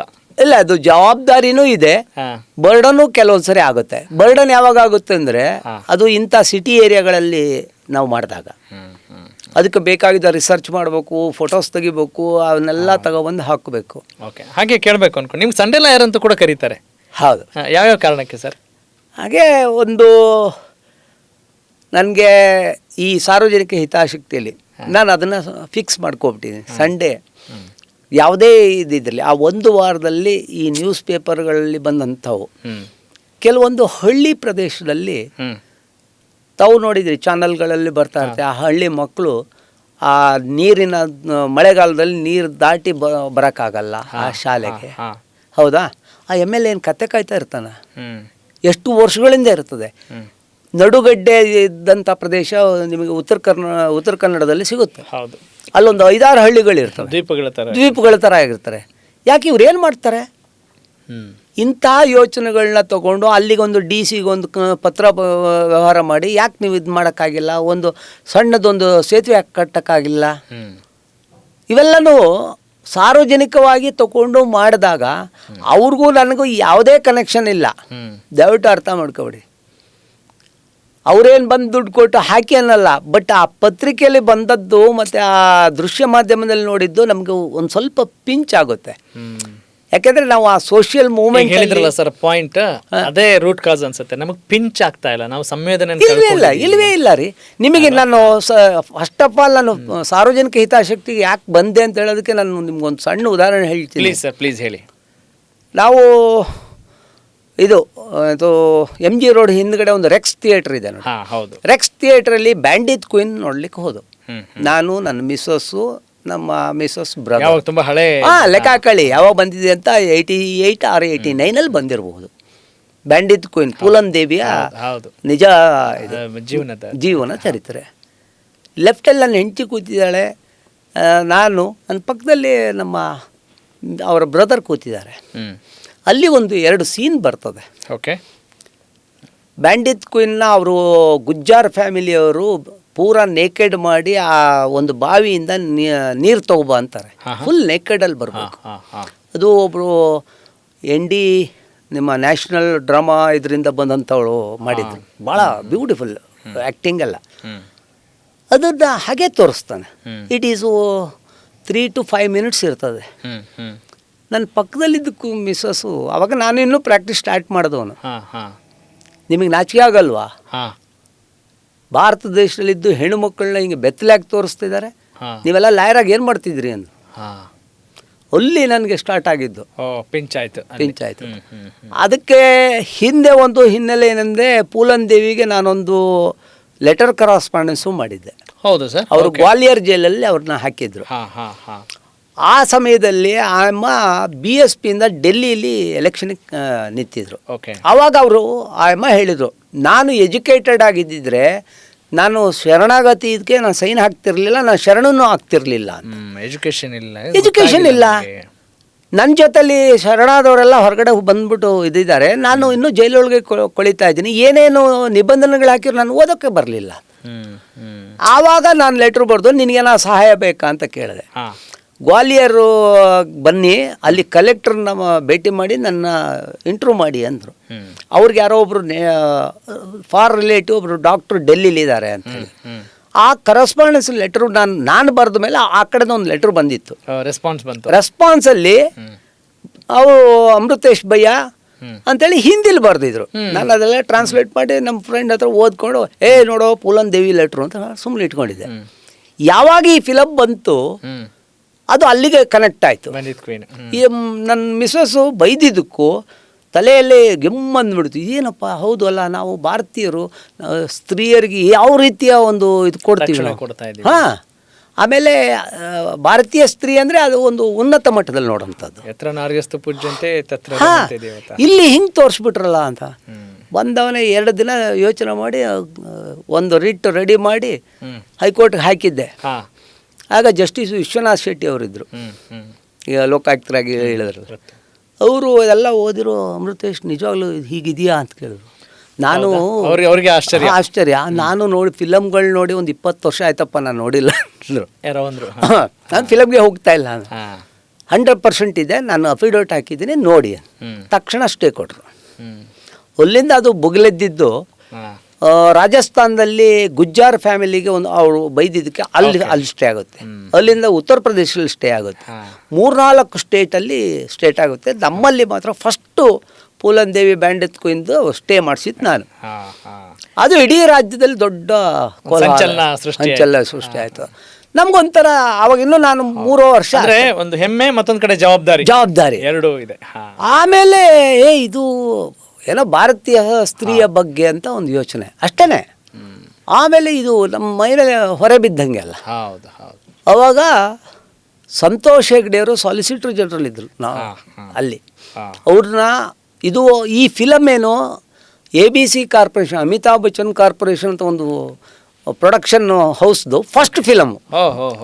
ಅವ್ರಿಗೆ ಈ ಹೊಡೆತ ಬಿದ್ದಿದ್ದು ಅವ್ರಿಗೆ ಇದಾಗಿ ಅವ್ರನ್ನ ಸ್ಪೆಷಲ್ ಇದರಲ್ಲಿ ಕರ್ಕೊಬಂದು ನಿಲ್ಲಿಸಿದ್ರು. ಇದು ಮೇಜರ್ ಇನ್ಸಿಡೆಂಟ್ ನಿಮ್ಮ ಜೀವನದಲ್ಲಿ? ನಾನು ಮೇಜರ್ ಇನ್ಸಿಡೆಂಟ್. ಅವರು ಸಂತೋಷ್ ಹೆಗ್ಡೆ ಆ ಕಡೆ ಅಲ್ಲಿ ನಿಂತಿರು, ಯಾರು ಈ ಹುಡುಗ ಇದು ಹಾಕಿದ್ದು ಅಂತ ಕೇಳಿದ್ರು. ಸರ್ ಅಲ್ಲಿ ನಿಂತಿದ್ದಾನಲ್ಲ ಅವನು ಅಂತ. ಆಮೇಲೆ ಕರೀರಿ ಅಂದರು. ನಾನು ಹೋದೆ. ಮಿಸ್ಟರ್ ಒಬ್ಬ ಸರ್ ಎಷ್ಟು ವರ್ಷ ಆಗ ನಾನೊಂದು 29 27 ಇದ್ದೆ, 29 ಒಳಗಡೆ ಇದ್ದೆ. ನಾನು ಹೋಗಿ ಸರ್ ಅಂದೆ, ಮಿಸ್ಟರ್ ಅಮೃತೇಶ್ ಥ್ಯಾಂಕ್ ಯು, ನನಗೆ ಬೆಂಗಳೂರಿಗೆ ಬರೋಂಗೆ ಮಾಡಿದೆ ಈ ಕೇಸ್ ಹಾಕಿ. ಆಮೇಲೆ ಹಾಕಿರೋ ಕೇಸ್ ಏನು ಕಡಿಮೆ ಏನಿಲ್ಲ, ನೀನು ನಾನೆಲ್ಲ ಪಿಟಿಷನ್ ಎಲ್ಲ ಓದ್ದೆ ಅಂತಂದರು. ಅಮಿತಾಬ್ ಬಚ್ಚನ್ ಅಲ್ಲ, ಇವರು ಸಂತೋಷ್ ಹೆಗ್ಡೆ ಸರ್. ಯಾಕೆಂದ್ರೆ ಅವ್ರನ್ನ ABC ಕಾರ್ಪೊರೇಷನ್ಗೆ ಅವರು ಎಂಗೇಜ್ ಆಗಿದ್ರು, ಸ್ಪೆಷಲ್ ಅಡ್ವೊಕೇಟು. ಏನೋ ನಿಮ್ಮ ಮುಂದೆ ನಾನು ಏನು ಆರ್ಗ್ಯುಮೆಂಟ್ ಮಾಡ್ಬೋದು ಗೊತ್ತಿಲ್ಲ. ಇಲ್ಲ ಮಾಡು, ಒಳ್ಳೆ ಸಬ್ಜೆಕ್ಟ್ ಭಾರಿ ಒಳ್ಳೆಯದು, ಭಾರತೀಯರಿಗೆ ಇದು ಬೇಕಾಗಿದ್ದು. ಆಮೇಲೆ ಫಿಲಮ್ ಅವರು ಸಹ ಸ್ವಲ್ಪ ಯೋಚನೆ ಮಾಡಿ ಫಿಲಮ್ ತೆಗಿಬೇಕಾಗಿತ್ತು ಅಂತ ಜವಾಬ್ದಾರಿ ಇದೆ ಅದ್ರು. ದೆನ್ ಆ ಫಿಲಮ್ನ ಒಂದು 50 ಲಾಯರ್ಗಳು, ನನ್ನ ಹೆಲ್ಪಿಗೆ ಪ್ರೊಫೆಸರ್ ರವಿವರ್ಮ ಕುಮಾರ್ ಬಂದರು, ಮತ್ತು ಇನ್ನೊಂದು 3-4 ಜನ ಸೀನಿಯರ್ಸ್ಗಳು ಬಂದು ನಂದು ಹೇಗಿದ್ರು ಅದೇನೋ ಹೇಳ್ತಾರಲ್ಲ, ಯಾವುದು ಕುದುರೆನ ಕಟ್ಟಾಕ್ಬಿಡೋದು. ಆಮೇಲೆ ಯಾರಾದ್ರೂ ದಾಳಿಗೆ ಬಂದಾಗ ಬರ್ರಪ್ಪ ಎಲ್ಲರೂ ಸೇರ್ಕೊಂಡು ಫೈಟ್ ಮಾಡೋಣ ನಂಗೆ. ಈ ಥರದ್ದು 6 ಫಿಲಮ್ಗಳನ್ನ. ಹೌದು ಸರ್, 6 ಫಿಲಮ್. ಮತ್ತೆ ಕೋಣ ಇದೈತೆ ಅಂತ, ಕೋಣ ಇದೈತೆ ಅಂತ ಹೇಳೋದು ವಿಷ್ಣುವರ್ಧನ್ ಅವರ ಫಿಲಮ್. ಅದು ಲಾ ಪಾಯಿಂಟ್ಗಳ ಬಗ್ಗೆ. ಪೊಲೀಸ್ ಸ್ಟೋರಿ ಅಂತ ಹೇಳೋದು ಒಂದು ಇವ್ರು ಯಾರೋ ಒಬ್ರು ಸಾಯಿ ಕುಮಾರ್, ಅದು ಬ್ಯಾನೇ ಆಗೋಯ್ತು. ಇನ್ನೊಂದು ಅವ್ರದೇನೆ ಜಾಕಿ ಚಾನ್ ಅಂತ ಒಂದು ಫಿಲಮು, ಚಾಮುಂಡಿ ಅಂತ ಹೇಳ್ಬಿಟ್ಟು ಮಾಲಾಶ್ರೀ ಅವರು. ತದನಂತರ ಇನ್ನೊಂದು 2 ಫಿಲಮ್. ಆ ಸಿನಿಮಾದಲ್ಲಿ ಎಲ್ಲವೂ ಜುಡಿಷಿಯರಿಯ ಬಗ್ಗೆ ನಿಂದನೆಗಳಿತ್ತು. ಇದು ಒಂದು ಡೈಲಾಗ್ ಬರ್ತದೆ, ಎಲ್ಲಿ ವಿಧಾನಸೌಧ ಮತ್ತು ಹೈಕೋರ್ಟಿನ ಮಧ್ಯದಲ್ಲಿ ನಿಂತ್ಕೊಂಡು ನೋಡು ಇಲ್ಲಿ ನ್ಯಾಯ ಕೊಡುತ್ತೆ ಹಾಗೆ ಅಂತ ಒಬ್ಬ ಹೇಳ್ತಾರೆ. ಮಾಲಾಶ್ರೀ ಹೇಳ್ತಾರೆ, ಅದು ನ್ಯಾಯಾಲಯನ, ಅದು ಗೋರಿ ಇದ್ದ ಹಾಗೆ ಅಂತಾರೆ. ಅಂದರೆ ಇವಾಗ ಕಂಪೇರ್ಡ್ ದಿ ನ್ಯಾಯಾಲಯ ಇಂಟು ಎ ಗೋರಿ. ಅಲ್ಲಿ ಸತ್ತ ಹೆಣಗಳನ್ನ ಇದು ಅಂತ. ಅದು ಅಲ್ಲದೆ ಇನ್ನೊಂದು ಡೈಲಾಗ್ ಬರ್ತದೆ, ಅದು ಏನು ತೋರಿಸ್ತಾರೆ, ಸಿಟಿ ಕೋರ್ಟು ಅವೆಲ್ಲ ತೋರಿಸ್ತಾರೆ, ನ್ಯಾಯಾಲಯದಲ್ಲಿ ಎವಿಡೆನ್ಸ್ ನಡೆಯುತ್ತಲ್ಲ, ಅಲ್ಲಿ ಹೈಕೋರ್ಟ್ ಒಳಗಡೆ ಎಲ್ಲೂ ಎವಿಡೆನ್ಸ್ ನಡೆಯಲ್ಲ. ಆದರೆ ಮುಂಭಾಗ ಹೈಕೋರ್ಟ್ ತೋರಿಸ್ತಾರೆ, ನೆಕ್ಸ್ಟ್ ಸೀನಲ್ಲಿ ಎವಿಡೆನ್ಸ್ ನಡೀತಾ ಇರ್ತದೆ. ಸಾಯಿ ಕುಮಾರ್ ಅವರು ಎವಿಡೆನ್ಸ್ ಬಾಕ್ಸಲ್ಲಿ ಕೂತ್ಕೊಂಡು ನಿಂತ್ಕೊಂಡು ಹೇಳ್ತಿರ್ತಾರೆ. ಜಡ್ಜ್ ಏನೋ ಕೇಳ್ತಾರೆ, ಹ್ಯಾಟ್ ತೆಗೆದ್ಬಿಟ್ಟು ಎಸಿತಾನೆ ಅವನು ಜಡ್ಜಿಗೇನೆ. ನಾಳೆ ಪಬ್ಲಿಕ್ಕಲ್ಲಿ ಯಾವ ಇಮೇಜ್ ಬರ್ತದದು? ಹೌದಾ? ಕರೆಕ್ಟ್. ಜನ ಏನು ತಿಳ್ಕೊತಾರೆ? ಜನಕ್ಕೆ ಇವತ್ತಿನವರೆಗೂ ಸಹ ಹೈಕೋರ್ಟ್ ಒಳಗಡೆ ಏನು ನಡೀತದೆ, ಕೋರ್ಟ್ ಒಳಗಡೆ ತಾವು ಹೇಳಿದಾಗೇನೆ ಪೊಲೀಸ್ ಸ್ಟೇಷನ್ ಒಳಗಡೆ ಹೋಗೋಕ್ಕೆ ಹೆದರ್ತಾರೆ ಸಾಮಾನ್ಯ ಜನ. ಇವತ್ತು ಅದ್ಯಾವುದೋ ಮುಕ್ತ ಬಂದಿರ್ಬೋದು, ಮುಕ್ತ ಅಂತ ಇರ್ಬೋದು, ಇನ್ನೊಂದೇನೋ ಸೀನ್ಗಳೆಲ್ಲ ಬಂದಿದೆ TN ಸೀತಾರಾಮ್ ಅವ್ರು ಇವತ್ತು ಅದನ್ನೇ ನಿಜ, ಯಾವುದೋ ಕೋರ್ಟ್ ಹೀಗೆ ನಡೆಯುತ್ತೆ ಅಂತ ತಿಳ್ಕೊಬಿಟ್ಟಿರ್ತಾರೆ. ಸರ್, ಆ್ಯಕ್ಚುಲಿ ಕಲಾಪಗಳು ಹೇಗೆ ನಡೀತವೆ ಜನಸಾಮಾನ್ಯರಿಗೆ ತಿಳಿಸೋದಾದ್ರೆ ಸಂಕ್ಷಿಪ್ತವಾಗಿ? ಸರ್, ಈಗ ಎಲ್ಲವೂ ಬೇರೆ ಬೇರೆ. ಹೈಕೋರ್ಟ್ನಲ್ಲಿ ಯಾವುದೇ ಎವಿಡೆನ್ಸ್ಗಳು ನಡೆಯೋದಿಲ್ಲ. ಎಲೆಕ್ಷನ್ ಪಿಟಿಷನ್ ಒಂದನ್ನು ಬಿಟ್ಟು, ಆಮೇಲೆ ಕಂಟೆಂಪ್ಟು, ಇವು ಎರಡನ್ನ ಬಿಟ್ಟು ಯಾವುದೂ ಸಹ ಎವಿಡೆನ್ಸ್ ನಡೆಯೋದಿಲ್ಲ ಹೈಕೋರ್ಟ್ ನಡೆಯೋದಿಲ್ಲ. ಯಾಕೆಂದ್ರೆ ಕೆಳಗೆ ಲೋಯರ್ ಕೋರ್ಟಿಂದ ಬಂದ ಪೇಪರ್ನ ಮೇಲೇನೆ ನಾವು ಟೆಕ್ನಿಕಲ್ ಆಗಿ ನಾವು ಆರ್ಗ್ಯುಮೆಂಟ್ ಮಾಡ್ತೀವಿ. ಗೊತ್ತಾಯ್ತಾ? ಏನಿದ್ರೂ ಸಹ ನಡೆಯುವಂತಹ ವಿಚಾರಗಳೆಲ್ಲವೂ ಸಹ ಮುನ್ಸಿಫ್ ಕೋರ್ಟಲ್ಲಿ, ಸಿವಿಲ್ ಜಡ್ಜ್ ಸೀನಿಯರ್ ಡಿವಿಷನಲ್ಲಿ, ಡಿಸ್ಟಿಕ್ ಕೋರ್ಟಲ್ಲಿ ಈ ಕೊಲೆ, ರೇಪು, ಪೋಕ್ಸೋ ಕೇಸ್ಗಳು ಅಂಥದ್ರಲ್ಲೆಲ್ಲವೂ ಎವಿಡೆನ್ಸ್ ನಡೆಯುತ್ತೆ. ಆಮೇಲೆ ಮುಕ್ತ ನ್ಯಾಯಾಲಯ, ಅದಕ್ಕೆ ಕೆಳಗಡೆ ಜಡ್ಜ್ಮೆಂಟ್ ಬರೆದಾದ್ಮೇಲೆ ಈ ಇದನ್ನ ಏನೋ ಜಡ್ಜ್ಮೆಂಟನ್ನು ನಾವು ಮುಕ್ತ ನ್ಯಾಯಾಲಯದಲ್ಲಿ ಘೋಷಣೆ ಮಾಡಲಾಗಿದೆ ಅಂತಾರೆ. ಮುಕ್ತ ನ್ಯಾಯಾಲಯ ಅಂದರೆ ಅರ್ಥ ನೀವು ಓಪನ್ ಇದೆ, ಅದು ಕೋರ್ಟ್ ಯಾವತ್ತೂ ಓಪನ್ ಇರ್ತದೆ. ಯಾರು ಬೇಕಾದ್ರೂ ಬಂದು ಅದಕ್ಕೆ ನಮಸ್ಕಾರ ಮಾಡಿ ಒಳಗಡೆ ಕೂರ್ಬೋದು. ಅದಕ್ಕೆ ಹೇಳೋದು ಏನಂದರೆ, ಉತ್ತರ ಕರ್ನಾಟಕದಲ್ಲಿ ನೋಡಿ, ಇವತ್ತು ಈಗೆಲ್ಲ ಎಲ್ಲರಿಗೂ ಪ್ರವೇಶ ಇದೆ. ಆದರೆ ಸಬ್ಜೆಕ್ಟು ಕಂಡೀಷನ್ ನೀವು ಅದಕ್ಕೆ ಗೌರವಯುತವಾಗಿ ಒಳಗಡೆ ಹೋಗಿ ಕೂತು ಅಲ್ಲಿಯ ಕಲಾಪಗಳನ್ನ ವೀಕ್ಷಣೆ ಮಾಡಿ ಹಾಗೇನೆ ಬರಬೇಕು. ಅಂದ್ರೆ ಹೇಗೆ ಇಂತಿಷ್ಟು ಜನರು ಅಂತ ಅವಕಾಶ ಗ್ಯಾಲರಿ ಇರ್ತದೆ. ಹೌದು. ನಮ್ಮಲ್ಲೆಲ್ಲ ಹಿಂದೆ ಒಂದು 4-5 ಸೀಟು ಹಾಕಿರ್ತಾರೆ. ಆ ಸೀಟಲ್ಲಿ ಅಲ್ಲ, ಈಗಲೂ ಹಾಗೆ ನಡೀತಾ ಇದೆಯಾ ನಿಯಮದ ಅಂದರೆ ಜಾಮ್ ಪ್ಯಾಕ್ ಆಗೋಗ್ಬಿಟ್ಟಿದೆ ಇವತ್ತು. ಇವತ್ತು ಕ್ರಿಮಿನಲ್ ಕೋರ್ಟ್ಗಳಂತೂ ನೀವು ಕೂರ್ಲಿಕ್ಕೂ ಜಾಗ ಸಿಗಲ್ಲ, ಲಾಯರ್ಗಳಿಗೆ ಕೂರ್ಲಿಕ್ಕೂ ಜಾಗ ಸಿಗಲ್ಲ, ಮೂಲಭೂತ ಸೌಕರ್ಯಗಳೇ ಇಲ್ಲ. ನಾವೇನೋ ಪರವಾಗಿಲ್ಲ, ಇಲ್ಲಿಯ ವ್ಯವಸ್ಥೆಯನ್ನು ನಾನು ಭಾಳ ಚೆನ್ನಾಗಿ ನೋಡಿದ್ದೀನಿ. ಕರ್ನಾಟಕದ ಎಲ್ಲ ಕೋರ್ಟ್ಗಳಲ್ಲೂ ಇದ್ದದ್ರಲ್ಲಿ ನಾವು ಚೆನ್ನಾಗಿ ನಡ್ಕೊಂಡು ಹೋಗ್ತೀವಿ. ಯಾಕೆಂದರೆ ನಾನು ಭಾಳ ನಾರ್ತ್ ಇಂಡಿಯಾದಲ್ಲಿ ಕೆಲವೊಂದು ಕೋರ್ಟ್ಗಳನ್ನು ನೋಡಿದ್ದೀನಿ. ಉತ್ತರ ಪ್ರದೇಶ, ಬಿಹಾರ, ಇದರಲ್ಲಿ ನೀವು ಪಂಜಾಬು, ಹರಿಯಾಣಗಳಲ್ಲಿ ಅಲ್ಲಿಯ ವ್ಯವಸ್ಥೆಗಳನ್ನ ನಾವು ಹೇಳಿಬಿಟ್ರೆ ನಾವು ಇನ್ನೂ ಮೇಲ್ಮಟ್ಟದಲ್ಲಿದ್ದೀವಿ ಅಂತೀವಿ. ನಿಮಗೆ ಕಾಮನ್ನಾಗಿ ಹೇಳಬೇಕು ಅಂದರೆ ಹೊರಗಡೆ ಸುತ್ತಮುತ್ತ ಎಲ್ಲ ಸ್ಟೇಟ್ಗಳಲ್ಲೂ ಅಲ್ಲಿಯ ಗೌರ್ಮೆಂಟ್ ಬಸ್ಗಳಲ್ಲಿ ಓಡಾಡಿ ಬಂದ ಮೇಲೆ ಅಪ್ಪ ನಮ್ಮ KSRTC ಬಸ್ ಎಷ್ಟು ಚೆನ್ನಾಗೈತೆ ಕಣ್ರಿ, ಆವಾಗ ಉದ್ಗಾರ ತೆಗಿತೀವಿ. ಹಾಗೇ ಅಲ್ಲಿ ಉತ್ತರ ಇಂಡಿಯಾದಲ್ಲಿ ಬಿಹಾರು ಇದರಲ್ಲೆಲ್ಲ ಡಿಸ್ಟಿಕ್ ಲೆವೆಲ್ಗೆ ಹೋದರೆ ಅಲ್ಲಿ ಕೆಳಗಡೆ ಜಡ್ಜಿನ ಕೆಳಗಡೆ ಒಬ್ಬ ಕೂತಿರ್ತಾನಲ್ಲ, ಆ ಪೇಪರೆಲ್ಲ ತೆಗೆದುಕೊಡೋನು, ಹಾಂ, ಅವನು ಹಂಗೆ ಬಾಯಿ ತುಂಬ ಹಾಕ್ಕೊಂಡಿರ್ತಾನೆ. ಅದು ನೀವು ಹೇಳ್ತಿರಲ್ಲ ಅದೇನೊಂದು ಪಾನು ಎಲ್ಲ ಹಿಂಗೆ ಅಲ್ಲೇ ಸೈಡಲ್ಲೇ ಪಿಚಕ್ಕಂತ ಹೋಗಿತಿರ್ತಾನೆ. ಅವನೇ ಎಲ್ಲ ಮಟ್ಟ ಸುಧಾರಿಸಿಲ್ಲ. ಮಟ್ಟ ಸುಧಾರ. ಪೊಲೀಸ್ ಸ್ಟೇಷನ್ಗಳು ಹಾಗೆ ಇದೆ ರೀ. ಪೊಲೀಸ್ ಸ್ಟೇಷನ್ಗಳು ಸಹ ಇಲ್ಲಿಯದಕ್ಕೆ ನೀವು ಸೌತ್ಗೆ ನೀವು ನಾರ್ತನ ಕಂಪೇರೇ ಮಾಡಬೇಡಿ. That is I can say it very confidently. ನೀವು ಒಂದು ಹಗ್ಗದ ಮಂಚ ಹಾಕಿರ್ತಾನೆ, ಅಲ್ಲೇ ಕೂತ್ಕೋಬೇಕು. ಒಳಗಡೆ ಒಂದು ಸಣ್ಣ ಇದಿರ್ತದೆ, ಅವನು SI ಇರ್ತಾನೆ, PSI ಇರ್ತಾನೆ, ಅವನು ದಫೆದಾರ ಅಲ್ಲಿದೆ, ಕ್ಯಾ ಹೇ ಅಂತ ಕೇಳ್ತಾನೆ. ಆ ಥರದಲ್ಲಿ ಅವಲ್ಲಿ ನನ್ನ ಯಾವುದೇ ಗೌರವ ಕಾಣಿಸಲ್ಲ. ಕಾನೂನಿನ ಗೌರವ ಇಲ್ಲ. ನಾವು ಸೌತಲ್ಲಿದ್ದೀವಲ್ಲ, ಅಲ್ಲ, ಹಾಗಾಗಿ ಅಪರಾಧ ಪ್ರಕರಣಗಳು ಆ ಕಡೆ ಜಾಸ್ತಿ ಇದಾವೆ ಅನ್ನೋ ಒಂದು 100% ಅವು ಅಲ್ಲಿಯ ಅಪರಾಧ ಪ್ರಕರಣಗಳು ಏನಿದೆ ಅವೆಲ್ಲ ಪರ್ಕ್ಯುಲೇಟ್ ಆಗ್ತಾ ಇದೆ ಕೆಳಗಡೆಗೆ. ಈಗ ಕೆಳಗಡೆಗೆ ಬರ್ತಾ ಇದೆ. ಅದು ಹೇಗೆ ಬರ್ತಾ ಇದೆ ಅಂದರೆ ಮಾಧ್ಯಮ ಅಂದ್ರೆ ತಕ್ಷಣ ನಾನು ಪ್ರಿಂಟ್ ಅಂಡ್ ಎಲೆಕ್ಟ್ರಾನಿಕ್ ಅಂತಲ್ಲ, ಇವತ್ತು ಬಂದಿರೋ ಸೋಷಿಯಲ್ ಮೀಡಿಯಾದಲ್ಲಿ ಅಂಥವೆಲ್ಲ. Cinema is also media. Cinema is also media. ಎಲ್ಲವೂ ಇದಾಗ್ತಾ ಇದೆ. ಈಗ ಒಂದು ಇನ್ಸಿಡೆಂಟ್ ಆಗುತ್ತೆ, ಅದೇ ಇನ್ಸಿಡೆಂಟ್ ಥರ ಅದನ್ನೇ ಕಾಪಿ ಹೊಡಿತಾರೆ ಇನ್ನೊಬ್ರು. ಈಗ ನಿನ್ನೆ ಮೊನ್ನೆ ಆಗಿದ್ದು, ಕಳೆದ ವರ್ಷ ಆದಂಥ ಇನ್ಸಿಡೆಂಟು ಶೆಡ್ಡಿಗೆ ಬಂದಿದ್ದು ಇವತ್ತು ಇನ್ನೊಂದು ಫಾರೆಸ್ಟಿಗೆ ತೊಗೊಂಡೋಗಿ ಹೊಡೆದ್ರು. ದಟ್ ಈಸ್ ಆಲ್ಸೋ ಇಮಿಟೇಷನ್ ಇರ್ಬೋದು, ಇನ್ಫ್ಲುಯೆನ್ಸ್. ನಿಮಗೆ ನಾನು ಯಾಕೆಂದರೆ ಪೊಲೀಸ್ ಕಮಿಷನ್ ನನ್ನ ಕರೆದು ಒಂದ್ಸರಿ ಮಾತಾಡಿದ್ರು. ದಂಡೂಪಾಳ್ಯ ಅಂತ ಒಂದು ಫಿಲಮ್ ಬಂದು, ನಾನು I have fought up to supreme court ಅವರಿಗೆ. ಅದೊಂದು ಮತ್ತು ಇನ್ನೊಂದು ಕಂಬಾಲಪಲ್ಲಿ ಮನೆಯೇ ಸುಟ್ಟು ಹಾಕ್ತಾರಲ್ಲ, ದಲಿತರ ಮನೇನ. ದಂಡೂಪಾಳ್ಯ ಫಿಲಮ್ಮು ಇನ್ನೂ ನಡೀತಾ ಇತ್ತು, ಇಲ್ಲಿ ಕೇಸ್ ನಡೀತಾ ಇದ್ದಾಗಲೇ ಆ ಫಿಲಮ್ ಮಾಡಿದರು. ಅದನ್ನು ರಿಲೀಸ್ ಆದ ಮೇಲೆ ಬೆಂಗಳೂರಿನಲ್ಲಿ ದಿನಕ್ಕೊಂದು ಒಂಟಿ ಮಹಿಳೆಯರ ಮನೆಯಲ್ಲಿ ಕೊಲೆಗಳು ನಡೀತು. ಬೇಕಾದ್ರೆ ನೀವು ಕ್ರೈಮ್ ರಿಪೋರ್ಟ್ ತೆಗೆದು ನೋಡಿ. ನೀವು ಏನು ಸಾಕ್ಷ್ಯವಾಗಿ ಹೌದೌದು ಅನ್ಸುತ್ತಲ್ಲ. ಯಾಕೆಂದ್ರೆ ಜನ KA Abbas versus union of India ಇದೆ, ಅದರಲ್ಲಿ ಹೇಳ್ತಾರೆ ಈ ಫಿಲಮ್ ಮೀಡಿಯಾ ಇದೆಯಲ್ಲ, ದಟ್ ಈಸ್ ದ ಹೈಯೆಸ್ಟ್ ನಿಮ್ಮ ಮೇಲೆ ಇಂಪ್ಯಾಕ್ಟ್ ಕೊಡುತ್ತೆ. ಯಂಗ್ ಜನ್ರೇಷನ್ಗೆ ಅದು ಭಾಳಷ್ಟು ಇಂಪ್ಯಾಕ್ಟ್ ಕೊಡುತ್ತೆ. ಅದರಿಂದ ಅಂದರೆ ವಿಜುವಲ್ ಮೀಡಿಯಾ ಹೌದೌದು ಭಾರಿ ನಿಮಗೆ ದೊಡ್ಡ ಮಟ್ಟದ ಪ್ರಭಾವ.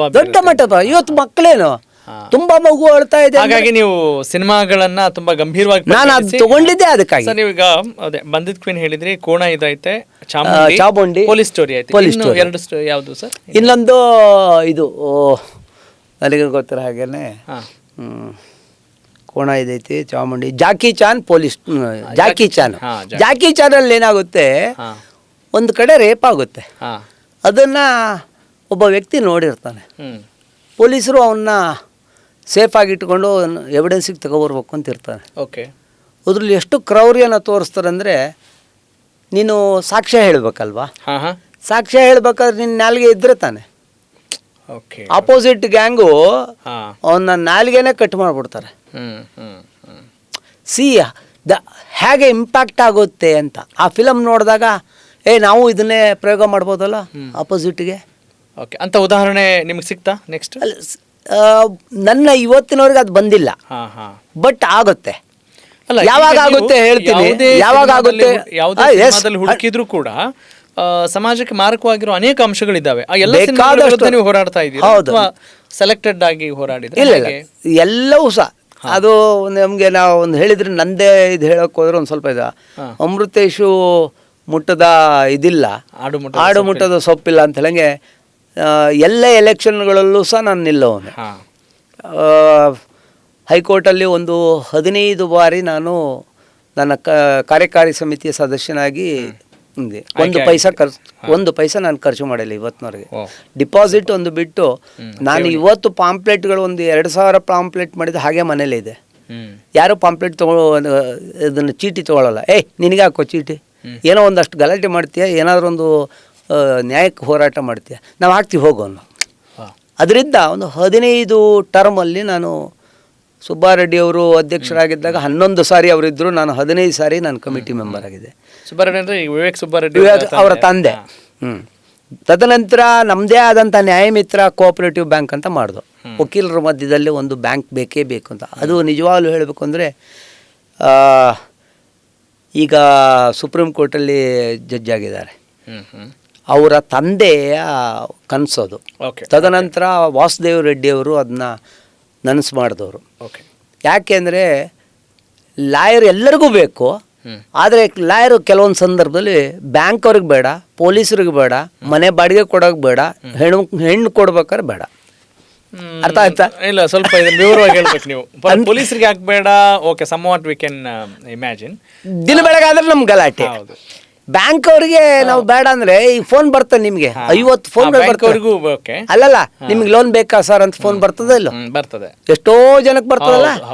ನಾವು ಕೇಳಿ ಆಯ್ತು ಸರ್ ಯಾವ ಪ್ರೊಫೆಷನ್ ಅಂತ, ನಾನು ಅಡ್ವೊಕೇಟ್ ಅಮ್ಮ, ಅವ್ರಿಗೆ ನಿಮಗೆ ಅಲ್ಲಿಗೆ ಫೋನ್ ಕಟ್ ಮಾಡಿಬಿಡ್ತಾರೆ. ಆದರೆ ಅವರ ರಿಕವರಿಗೆ ನಾವು ಬೇಕು, ಅವ್ರ ಕೇಸ್ ಹಾಕಕ್ಕೆ ನಾವು ಬೇಕು. ನೋಡಿ ಹೇಗಿದೆ ವಿಪರ್ಯಾಸ ಹೇಗಿದೆ ಅಂತ ಹೇಳಿದ್ರೆ, ಈ ಸಂದರ್ಭದಲ್ಲಿ ಇದು ಇನ್ನೊಂದು ಜೋಕ್ ಇದೆ. ಹೆಣ್ಣು ಕೊಡೋ ಮಾವ ಬಂದು ಕೇಳ್ತಾನೆ ಏನು ಮಾಡ್ತಿದ್ದಿ ಅಂತ. ವಕೀಲಿಕೆ ಮಾಡ್ತೇನೆ. ಹೌದು, ಜೀವನಕ್ಕೆ ಏನು ಮಾಡ್ತಿದ್ಯಾ ಅಂತ ಕೇಳ್ತಾನೆ. ವಕೀಲಿಕೆ ಕರೆಕ್ಟು, ಜೀವನಕ್ಕೆ ಏನು ಮಾಡ್ತಿದ್ಯಾ ಅಂತ ಕೇಳ್ತಾರೆ. ಈಗ ನಮ್ಮ ಪ್ರಾಣೇಶ್ ಅವರು ಇದನ್ನ ನಾವು ಕಾಮಿಡಿ ಮಾಡ್ತೀವಿ ಅಂದ್ರೆ ಜೀವನಕ್ಕೆ ಏನು ಮಾಡ್ತೀಯ ಅಂತ. ಹಾಗೆ ನಮ್ಮನ್ನು ಕೇಳೋರಿದ್ದಾರೆ. ಆದರೆ ಒಂದು ಹೇಳುತ್ತೀನಿ, ಈ ವಕೀಲಿಕೆ ಇದೆಯಲ್ಲ, ಇದು ಒಂದು ರೀತಿಯಲ್ಲಿ ನೀವು ಎಷ್ಟು ಕಷ್ಟಪಟ್ಟು ದುಡಿತೀರಿ, ಆಮೇಲೆ ಎಷ್ಟು ನಿಮ್ಮ ಪರಿಶ್ರಮನ ಇಲ್ಲಿ ಹಾಕ್ತೀರಿ, ಅಷ್ಟು 1 to double ಅಲ್ಲ 1 to 100 ಟೈಮ್ಸ್ ನೀವು ತೆಗಿಬೋದು ನಿಮ್ಮ ಕೆಪಾಸಿಟಿ ಮೇಲೆ. ನಾನು ಸಮುದ್ರಕ್ಕೆ ಹೋಗ್ತೀನಿ, ಗ್ಲಾಸಲ್ಲಿ ತೊಗೊಂಡು ಹೋಗ್ತೀನಿ, ಗ್ಲಾಸಲ್ಲಿ ಅಷ್ಟೇ ನೀರು ತರ್ತೀನಿ. ನನ್ನ ಫ್ರೆಂಡ್ ಹೋಗ್ತಾನೆ, ಬಕೆಟಲ್ಲಿ ತೊಗೊಬರ್ತಾನೆ. ಅವ್ರ ಫ್ರೆಂಡ್ ಒಬ್ಬ ಹೋಗ್ತಾನೆ, ಅವನು ಬ್ಯಾರಲ್ ತೊಗೊಬರ್ತಾನೆ, ಇನ್ನೊಬ್ಬ ಲಾರಿನೇ ತೊಗೊಬಂದು ತುಂಬಿಸ್ಕೊಂಡು ಹೋಗ್ತಾನೆ. ಅವರವರ ಕೆಪಾಸಿಟಿಯ ಮೇಲೆ ಇವತ್ತು ವಕೀಲಿಕೆ ನಿಂತಿದೆ ಸರ್. ಅಂದರೆ ಇದೊಂದು ಪ್ರಶ್ನೆ ಬಂತು. ನಮ್ಮ ಪತ್ರಕರ್ತ ಸ್ನೇಹಿತರು ನೀರ್ಕಲ್ಲು ಶಿವಕುಮಾರ್ ಜೊತೆ ಮಾತಾಡ್ತಾ ಇದ್ದೆ. ಅವ್ರು ಹೇಳ್ತಾ ಇದ್ರು, ದೇವಸ್ಥಾನಗಳಲ್ಲಿ ಎಲ್ಲ ಸೇವಾದಾರಗಳು ಅಂತ ಪಟ್ಟಿ ಇರುತ್ತೆ. ಹೌದು. ಆಮೇಲೆ ಆಸ್ಪತ್ರೆಗಳಿಗೂ ಹೋದರೂ ಕೂಡ ಇಂಥ ಸೇವೆಗಳಿಗೆ ಅಥವಾ ಇಂಥ ಏನೋ ಆಪರೇಷನ್ಸ್ಗಳಿಗೆ ಖರ್ಚು ವೆಚ್ಚ ಅಂತ ಒಂದು ಬೋರ್ಡ್ ಇರುತ್ತೆ, ಎಲ್ಲದರಲ್ಲೂ ಇರುತ್ತೆ. ಅಂಥದ್ರಲ್ಲಿ ವಕೀಲರಿಗೆ ಹಾಕಿಲ್ಲ, ಹಿಂಗೆ ಇಂಥ ಎಷ್ಟು ಸಿವಿಲ್ ಮ್ಯಾಟ್ರಿಗೆ ಇಷ್ಟು ಅಥವಾ ಎಷ್ಟು ಕೇಸ್ಗಳಿರುತ್ತೆ, ಫಿಕ್ಸ್ ಆಗಿದೆ, ನಿಗದಿ ಆಗಿದೆ. ಎಲ್ಲಿ ಅದು ನಮಗೆ ಅರಿವಿಗೆ ಬಂದಿಲ್ಲ. ಅಲ್ಲ, ಅರಿವಿಗೆ ಅಂತ ಹೇಳಿದ್ರೆ ಒಂದು ಅವರವರ ಅವ್ರಿಗೊಂದು ಫಾರ್ಮ್ಯಾಟ್ ಇಲ್ಲ ಅಲ್ಲ, ಒಂದು ಫ್ರೇಮ್ ವರ್ಕ್ ಇದೆಯಾ? ಫ್ರೇಮ್ ವರ್ಕ್ ಇದೆ. ನೀವು ಮೋಟರ್ ವೆಹಿಕಲ್ ಕೇಸಲ್ಲಿ ಆಗಲಿ, ಜಡ್ಜ್ಮೆಂಟ್ಗಳನ್ನ ಕೆಲವೊಂದು ಜಡ್ಜ್ಮೆಂಟ್ಗಳು ನೋಡಿದಾಗ ಲಾಸ್ಟಲ್ಲಿ ಡಿಕ್ರಿ ಒಳಗಡೆ ಬರೆದಿರ್ತಾರೆ, ಅಡ್ವೊಕೇಟ್ ಫೀಸ್ ಅಂತ ಬರೆದಿರ್ತಾರೆ. ಅದನ್ನು ನಂಬ್ಕೊಂಡು ಇವತ್ತು ಯಾರು ನೋಡಿದವರೆಲ್ಲ ಅದರಲ್ಲಿ ಇದ್ದಷ್ಟೇ ಕೊಡ್ತೀನಿ ಅಂದರೆ ಏನೂ ನಡೆಯಲ್ಲ. ಅದನ್ನು ಹೇಳ್ಬಿಡ್ತೀನಿ ಸತ್ಯ. ಅಲ್ಲ, ಈಗ ನಿಮ್ಮಂಥವ್ರು ಇದ್ದಾರೆ. ಈಗ ಏನು ನೀವು ತುಂಬಾ ಅವಶ್ಯಕತೆ ಇದ್ದಲ್ಲಿ ಉಚಿತವಾಗಿ ಕೂಡ ಸೇವೆ ನಾವು ಹೋಗ್ತಿರ್ತೀವಿ. ಇನ್ನು ಎಷ್ಟೋ ಕೋಟ್ಯಾಂತರ ರೂಪಾಯಿ ದುಡ್ಡು ಮಾಡ್ಕೊಳ್ಳೋರು ನಾವು ನೋಡ್ತೀವಿ. ಇದು ಹೌ ಫೇರ್ ಇಟ್ ಈಸ್ ಅಂತ, ಅಥವಾ ಇದನ್ನ how do you look into it, ಹೆಂಗೆ ನೋಡ್ತೀರಿ ನೀವು ಇದನ್ನೆಲ್ಲ? ಇದು ಹೇಗಾಗುತ್ತಂದರೆ ಅವರವರ ಭಾವಕ್ಕೆ ತಕ್ಕಂತೆ. ಒಂದು ಹೇಳ್ತೀನಿ, ಇವತ್ತು 7-8 ಜನ ಕುರುಡರು ಒಂದು ಆನೆ ನಿಲ್ಲಿಸ್ಬಿಟ್ಟು ಹೋಗಿ ಮುಟ್ಟಿ ಏನು ಇದು ಹೇಳು ಅಂತ, ಕಿವಿ ಮುಟ್ಟದವನು ಏನಂತಾನೆ, ಇದು ಮೊರ ಇದ್ದಂಗೆ, ಕಂಬ ಕಾಲು ನೋಡ್ಬಿಟ್ಟು ಇದೆಲ್ಲ ಆಸ್ಥಾನದ ಕಂಬ ಇದ್ದಂಗೆ ಅಂತ. ಹಾಗೇನೆ ವಕೀಲಿಕೆಯಲ್ಲಿ ನಾನು ಹೇಳಬೇಕು ಅಂದರೆ ಒಬ್ಬ ಹೈಯೆಸ್ಟ್ ಫೀಸ್ ತೊಗೋಬೋದು. ಬರೀ ಒಂದು ನೋಟಿಸ್ಗೆ 25,000 ರೂಪಾಯಿ ತೊಗೋಬೋದು. 1,00,000 ಮಾಡ್ಬೋದು. ಅಲ್ಲ ಅದು ಹೆಂಗೆ ಸರ್? ಅಲ್ಲ, ದೇರ್ ಇಸ್ ನೋ ಇದು. ಯಾಕೆಂದರೆ ಅಲ್ಲ, ಅವರವರ ಜಾಣ್ಮೆಯ ಮೇಲೆ ನಿಂತಿದೆ. ಈಗ ನೋಡ್ರಿ, ಒಂದು 50 ಕೋಟಿಯ ಒಂದು ರಿಕವರಿ ಇದೆ. 50 ಕೋಟಿ ಬರಬೇಕು ಆ ಕಡೆ ಅಪೋಸಿಟ್ ಪಾರ್ಟಿಯಿಂದ. ನನ್ನ ಹತ್ರ ಬರ್ತಾನೆ, ಎಲ್ಲ ಹೇಳ್ತಾನೆ, ನಾನೆಲ್ಲ ಯೋಚನೆ ಮಾಡಿ ನನ್ನ ಜಾಣ್ಮೆ, ಇಟ್ ಈಸ್ ಮೈ ಪರ್ಸನಲ್, ಅದಕ್ಕೇನೋ IPR ಏನಂತಿರಲ್ಲ, ಪರ್ಸನಲ್ ಇಂಟೆಲಿಜೆಂಟ್ ರಿಪೋರ್ಟ್. ಹಾಂ, IQ, ನನ್ನ IQಗೆ ಹಾಂ, ನಾನು ಯೋಚನೆ ಮಾಡಿ, ನೋಡಯ್ಯ 1,00,000 ಕೊಡು, ನಾನೊಂದು ನೋಟಿಸು ಕೊಡ್ತೇನೆ. ಏನು ಸರ್, ಅಲ್ಲಿ ಹೋದ್ರೆ 5,000 ಕೊಡ್ತೇನೆ, ಹೋಗಲ್ಲೇ ಅಂತೆ. ನಾನು ಕೊಟ್ಟ ನೋಟಿಸು ಅಕಸ್ಮಾತ್ ಅವನಿಗೆ ಕರೆಕ್ಟಾಗಿ ತಲುಪಿ ಅವನೊಂದು 10 ಜನ ಲಾಯರ್ ಕೇಳಿ, ಇಲ್ಲ ಕರೆಕ್ಟಾಗಿದೆ, ನೀನು ಕೊಡಲೇಬೇಕಾಗುತ್ತೆ ಇಷ್ಟು ದುಡ್ಡು ಅಂತ ಕೂತ್ಕೊಂಡು ಸೆಟ್ಲ್ ಆಗ್ಬಿಟ್ರೆ ನೀವು ಮುಂದೆ ಕೇಸ್ಗೆ ಹೋಗೋಕ್ಕಾಗಲ್ಲ, ಕೇಸ್ಗೆ ಹೋಗಂಗಿಲ್ಲ. You have solved there itself. ಹೌದಾ? ಅಂದರೆ ನನ್ನ ಏನು ಜ್ಞಾನಶಕ್ತಿ ಇದೆ, ಆ ಜ್ಞಾನಶಕ್ತಿಗೆ ಯಾರೂ ಬೆಲೆ ಕಟ್ಟೋಕ್ಕಾಗಲ್ಲ. That one I can say. Yes, senior ಕೌನ್ಸಿಲ್ಗಳನ್ನ ಎಂಗೇಜ್ ಮಾಡ್ತೀವಿ. 2 ಲಕ್ಷ ಒಂದು ಬರೀ ಬಂದು ನಿಂತ್ಕೊಂಡು ಒಂದು 3-4 ಪಾಯಿಂಟ್ ಹೇಳ್ಬೋದು. ಅವರ ಜ್ಞಾನಶಕ್ತಿ ಆಗಿದೆ. ಅಲ್ಲ ಸರ್, ಈಗ ಸಾಮಾನ್ಯರೆಲ್ಲ ಏನು ಮಾಡಬೇಕು? ಸಾಮಾನ್ಯರಲ್ಲಿ ಅಲ್ಲಿ ಅದು ನಾನು ನೋಡಿನೇ ಇದೆ, ಏನು ಗೆದ್ದೋನು ಸೋತೋನು ಸತ್ತ ಅಂತ ಅಲ್ವಾ? ಅದಕ್ಕೆ ನಾನು ನನ್ನ ಸೀನಿಯರ್ ಕೌನ್ಸಿಲ್ಗೆ ನಾನು ಅಪ್ಲಿಕೇಶನ್ ಹಾಕಿದ್ದೆ. ಒಂದು ಇನ್ಸಿಡೆಂಟು, ಇಟ್ ಈಸ್ ಆಲ್, ನಾನು ಏನು ಹೇಳ್ತೀನಿ ಎಲ್ಲದಕ್ಕೂ ಸಹ ಪಕ್ಕಾಗೆ ಹೇಳ್ತೀನಿ. Experiential talk. ಹಾಂ, ಎಕ್ಸ್ಪೀರಿಯನ್ಷಿಯಲ್ ಟಾಕು. ದಾಖಲೆಗಳು ಸಿಗೋದಿಲ್ಲ, ಬಟ್ ಇವು ವೆರಿಫೈ ಮಾಡಿದ್ರೆ ಇಟ್ ಈಸ್ 100% ಕರೆಕ್ಟ್. ಓಕೆ, ನಾನು ಅದನ್ನು ನೇರವಾಗಿ ಹೇಳಬಲ್ಲೆ. 5 ಜನ 6 ಜನ ಕಮಿಟಿ ಮುಂದೆ ಹೋಗಿ ಕೂತ್ಕೋಬೇಕಾಯ್ತು. ಅದು ಕರೀತಾರೆ ಸೀನಿಯರ್ ಕೌನ್ಸಿಲ್. ಕರೆದು ಅಮೃತೇಶ್ ಈಗ ರಿಟೈರ್ಡ್ ಆದರು ರೀಸೆಂಟಾಗಿ. ಅಭಯ್ ಶ್ರೀನಿವಾಸ್ ಓಕಾ ಅಂತ ಚೀಫ್ ಜಸ್ಟಿಸ್ ಆಗಿದ್ದರು ನಮ್ಮ ಹೈಕೋರ್ಟಲ್ಲಿ. ಅವ್ರಿಗೆ ಪಬ್ಲಿಕ್ ಇಂಟ್ರೆಸ್ಟಲ್ಲಿ ನಾನು ಮಾಮೂಲಾಗಿ ಒಂದೇ ಕೋರ್ಟಲ್ಲಿ ಯಾವತ್ತೂ ಇರ್ತಿದ್ದೆ. ಅವ್ರಿಗೂ ಗೊತ್ತಿತ್ತು ಇವನು ಸಾರ್ವಜನಿಕ ಹಿತಾಸಕ್ತಿಲಿ ಸಣ್ಣದೋ ಪುಟ್ಟದೋ ಹೊಡೆದಾಡ್ತಾ ಇರ್ತಾನೆ, ಏನಾದರೂ ಹೋರಾಟ ಮಾಡ್ತಾ ಇರ್ತಾನೆ, ಬಿಡೋದಿಲ್ಲ. ಆಮೇಲೆ ಕಮಿಟಿ ಮೆಂಬರು ಏನಾದರೂ ಒಂದರಲ್ಲಿ ಬರ್ತಾ ಇರ್ತಾರೆ. ಆಮೇಲೆ ಹೀ ನೋಸ್ ಇಟ್. ಕೋವಿಡ್ ಟೈಮಲ್ಲಿ he is the first chief justice ಕೋರ್ಟ್ಗಳನ್ನ ನಡಿಲೇಬೇಕು ಅಂತ ಮಾಡಿದಂಥವ್ರು ಇಡೀ ಇಂಡಿಯಾದಲ್ಲಿ, ಅಂಥ ಮನುಷ್ಯ. ನಾನು ಹೋದಾಗ, Amruthesh, you failed, what is your thing ಅಂತ. ನೀವು ಕ್ವಶನ್ ಕೇಳೋ ಮೊದಲೇ ನಾನು ಹೇಳಿಬಿಡ್ತೀನಿ. ನನ್ನ ಥಿಂಗ್ ಏನು ಅಂತ ಹೇಳಿದರೆ, ನೋಡಿ, ಕೆಲವೊಂದು NGOsಗಳಿದೆ, ದೊಡ್ಡ ದೊಡ್ಡ NGOs ಬೆಂಗಳೂರಿನಲ್ಲಿ. ಐ ಕ್ಯಾನ್ ಕೋರ್ಟ್ ಆ ಹೆಸರುಗಳನ್ನ ಹೇಳೋದು ಏನು ಬೇಡ. ಅವರು ಬೆಂಗಳೂರು ಸರಿ ಇಲ್ಲ, ಆ ಲೇಕ್ ಮುಳುಗೋಗ್ತಾ ಇದೆ, ಅಲ್ಲಿ ಹಿಂಗಾಗ್ತಾ ಇದೆ, ಇಲ್ಲಿ ಹೀಗಾಗ್ತಾ ಇದೆ, ರೋಡ್ ರಿಪೇರಿ ಆಗಿಲ್ಲ, ಇದ್ರ ಬಗ್ಗೆ ಎಲ್ಲ ಒಂದು ಪಬ್ಲಿಕ್ ಇಂಟ್ರೆಸ್ಟ್ ಲಿಟಿಗೇಷನ್ ಹಾಕ್ತಾರೆ. ಅವ್ರು ಯಾರನ್ನ ಎಂಗೇಜ್ ಮಾಡ್ತಾರೆ? ದೊಡ್ಡ ದೊಡ್ಡ ಸೀನಿಯರ್ಗಳನ್ನ ಎಂಗೇಜ್ ಮಾಡ್ತಾರೆ. Minimum you have to pay for 2 lakhs 10 lakhsವರೆಗೂ ಹೋಗುತ್ತೆ. ಎಸ್, ಇದು ಒಂದು ಕಡೆಗೆ ಇಟ್ಕೊಳ್ಳಿ. ಉತ್ತರ ಕರ್ನಾಟಕದಲ್ಲಿ ಯಾವುದೋ ಒಂದು ಹಳ್ಳಿ ಒಳಗಡೆ ಆ ಸ್ಕೂಲ್ ಸರಿ ಇಲ್ಲ, ಬಿದ್ದೋಗ್ತಾ ಇದೆ ಅಂತ ಪೇಪರಲ್ಲಿ ನ್ಯೂಸ್ ಬರ್ತಲ್ಲ, ಆ ನ್ಯೂಸ್ ಕಟ್ಟಿಂಗನ್ನು ತೊಗೊಂಡು ಅಲ್ಲಿಗೆಲ್ಲ ಕರೆಸ್ಪಾಂಡೆನ್ಸ್ ಮಾಡಿ ಅವ್ರು ಬಂದು ಈ ಹೈಕೋರ್ಟ್ ಬಾಗಿಲು ತಟ್ಟಕ್ಕಾಗುತ್ತಾ? ಅಲ್ವಾ? ಆ ಕೆಲಸ ನಾನು ಮಾಡ್ತಾಯಿದ್ದೀನಿ. ನೀವೇನಾದರೂ ನನಗೊಂದು ಚಾನ್ಸು ಸೀನಿಯರ್ ಕೌನ್ಸಿಲ್ ಅಂತ ಕೊಟ್ಟರೆ I will continue that one. ನನಗೊಂದಷ್ಟು ಜವಾಬ್ದಾರಿ ಹೆಚ್ಚಿಗೆ ಆಗುತ್ತೆ. ಇವತ್ತು ನಾನು ಹೆಮ್ಮೆಯಿಂದ ಹೇಳಬಲ್ಲೆ, ಶಿವಮೊಗ್ಗದ ಹತ್ರ ಒಂದು ಚಾನಲ್ ನಡೀತಿತ್ತು. ಅಲ್ಲಿ ಡೈನಮೆಂಟ್ ಹಾಕಿ ಹೊಡೆದ್ರು. ಸುತ್ತಮುತ್ತ ಹಳ್ಳಿಯ ಇದ್ರದ್ದು ಮನೆಗಳು ಇದೆಲ್ಲ ಬೇರ್ಕ್ ಬಿಡ್ತು. ಮೇಲ್ಗಡೆ ಇದೆಲ್ಲ ಇದಾಯಿತು. ಪ್ರಜಾವಾಣಿಯಲ್ಲಿ ಬಂದಿತ್ತು ಅಷ್ಟೇ, ಅದೇ ಕಟ್ಟಿಂಗು. ಆ ಕಟಿಂಗ್ ತೊಗೊಂಡು, ಅಂದರೆ ನಿಮ್ಮ ಪ್ರಕಾರ ಮನಸ್ಸಿದ್ರೆ ಮಾರ್ಗ ಅಂತ ನೀವು ಹೇಳಿ ಬೇಕಾದಂಗೆ. ನಿಮ್ಗೆ ಇನ್ನೂ ಹೇಳ್ತೀನಿ, ಅಭಯ್ ಶ್ರೀನಿವಾಸ್ ಓಕಂದು ಭಾಳ ಇಂಟ್ರೆಸ್ಟಿಂಗ್ ಅಂದರೆ, ಈ ಮೈಸೂರು ಅಂಬಾರಿಯನ್ನು ಹೊತ್ತಂಥ ದ್ರೋಣ ಅದು ನಾನು ಕೊಡಗನವನು ನೇಟಿವ್. ನಾನು ಯಾವಾಗಲೂ ಹೋಗ್ಬೇಕಾದ್ರೆ ವಿರಾಜಪೇಟೆ ಕಡೆ ಹೋಗ್ಬೇಕಾದ್ರೆ ಅಲ್ಲೊಂದು ಫಾರೆಸ್ಟ್ ಇದೆ, ನಾಗರೋಳೆ ಫಾರೆಸ್ಟ್ ಹತ್ರ. ಅಲ್ಲಿ ಆ ದ್ರೋಣನ ನೋಡಿಕೊಂಡು ಹೋಗ್ತಿದ್ದೆ. ಅಲ್ಲಿ ಅದು ಬರುವಾಗ ಯಾವಾಗಲೂ ಒಂದು ಟೈಮಲ್ಲಿ ಅದು ಸರಿಯಾಗಿ ಟ್ರೀಟ್ಮೆಂಟ್ ಇಲ್ದೇ ಅದು ಸತ್ತೋಯ್ತು ಅಂತ ಗೊತ್ತಾಯಿತು. ಎಷ್ಟು 18 ಬಾರಿನೋ 17 ಬಾರಿನೇನೋ ಅಂಬಾರಿ ಹೊತ್ತಂಥದ್ದು. ಅದು ಬರೀ ಪ್ರಜಾವಾಣಿಯಲ್ಲಿ ಸಣ್ಣ ಇದು ಲೈನ್ ಕೆಳಗಡೆ ಸರಿಯಾದ ಸಮಯದಲ್ಲಿ ಚಿಕಿತ್ಸೆ ಸಿಗದೇ ಅದು ಸಾವನ್ನಪ್ಪಿದೆ ಅಂಥೇಳಿ ಒಂದು ಊಹಾಪೋಹಗಳು ಇದೆ ಅಂತ ಒಂದು ಲೈನ್ ಇತ್ತು. ಯೋಚನೆ ಮಾಡಿದೆ, ಹೌದಪ್ಪ, ವಾಯ್ಸ್ಲೆಸ್ಸು ಅದು. ಹೌದು. ಎಲ್ಲ ಪೆಟ್ ಅನಿಮಲ್ಸ್ ಆಗಲಿ ಯಾವುದೇ ಆಗಲಿ ವಾಯ್ಸ್ಲೆಸ್ಸು. ಅವ್ರಿಗೆ ನೀವು ಯಾರು ವಾಯ್ಸ್ ಕೊಡೋದು? ನಾವು ನಿಂತ್ಕೋಬೇಕಲ್ಲ ಅಂತೇಳ್ಬಿಟ್ಟು ತೊಗೊಂಡು ಅದನ್ನು ನಾನು ಹಾಕಿದೆ. ಆವಾಗ ಯಾರೋ ಜಡ್ಜ್ ಇದ್ದರು, ಚೀಫ್ ಜಸ್ಟಿಸು, ಸುಮ್ಮನೆ ಒಂದು ನೋಟಿಸ್ ಮಾಡಿದ್ರು, ಹಾಗೆ ಬಿದ್ದಿತ್ತು. ಅಭಯ್ ಶ್ರೀನಿವಾಸ್ ಓಕಾ ಬಂದ ಮೇಲೆ he has taken so interested.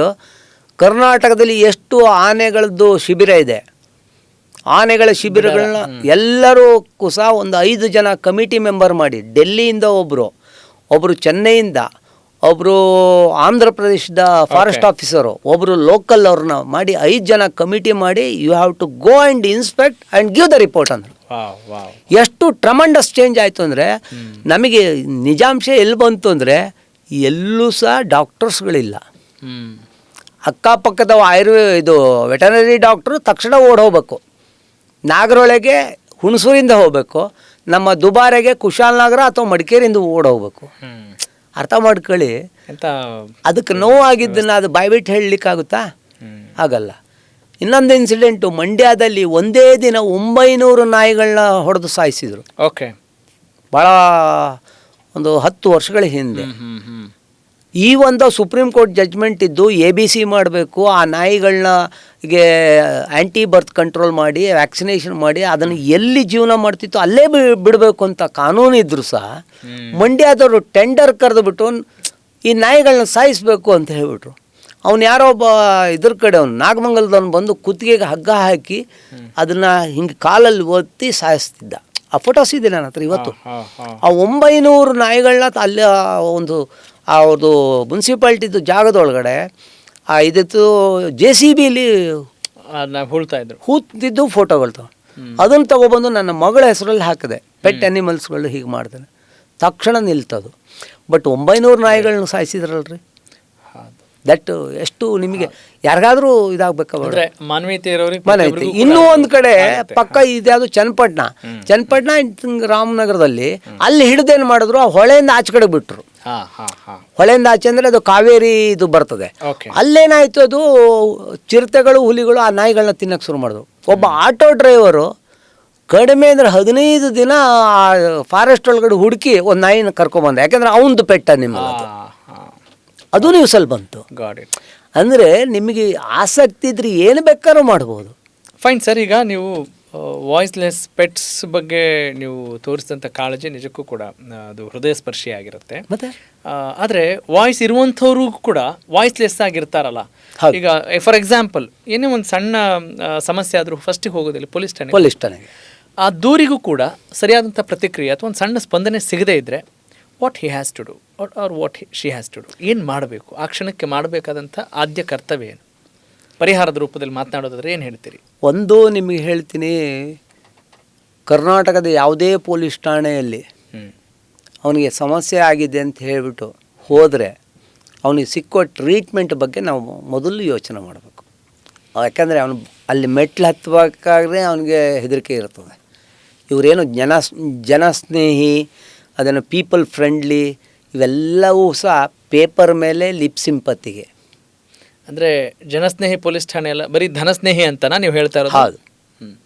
ಒಂದು FIR ಹಿಂಗೆ ಹೋಗಿ ನಾನು ಒಂದು ಕಂಪ್ಲೇಂಟ್ ಕೊಟ್ಟ ತಕ್ಷಣ FIRನ ಅವರು ಬಾ ಕೂತ್ಕೋ FIR ಹಾಕ್ತೀನಿ ಅಂತ ಹೇಳೋದೇನಾದರೂ ಇದ್ದು ಬಿಟ್ಟರೆ ನಾಳೆ ಬೆಳಗ್ಗೆಯಿಂದ ನಾನು ಪ್ರಾಕ್ಟೀಸ್ ಬಿಟ್ಬಿಡ್ತೀನಿ.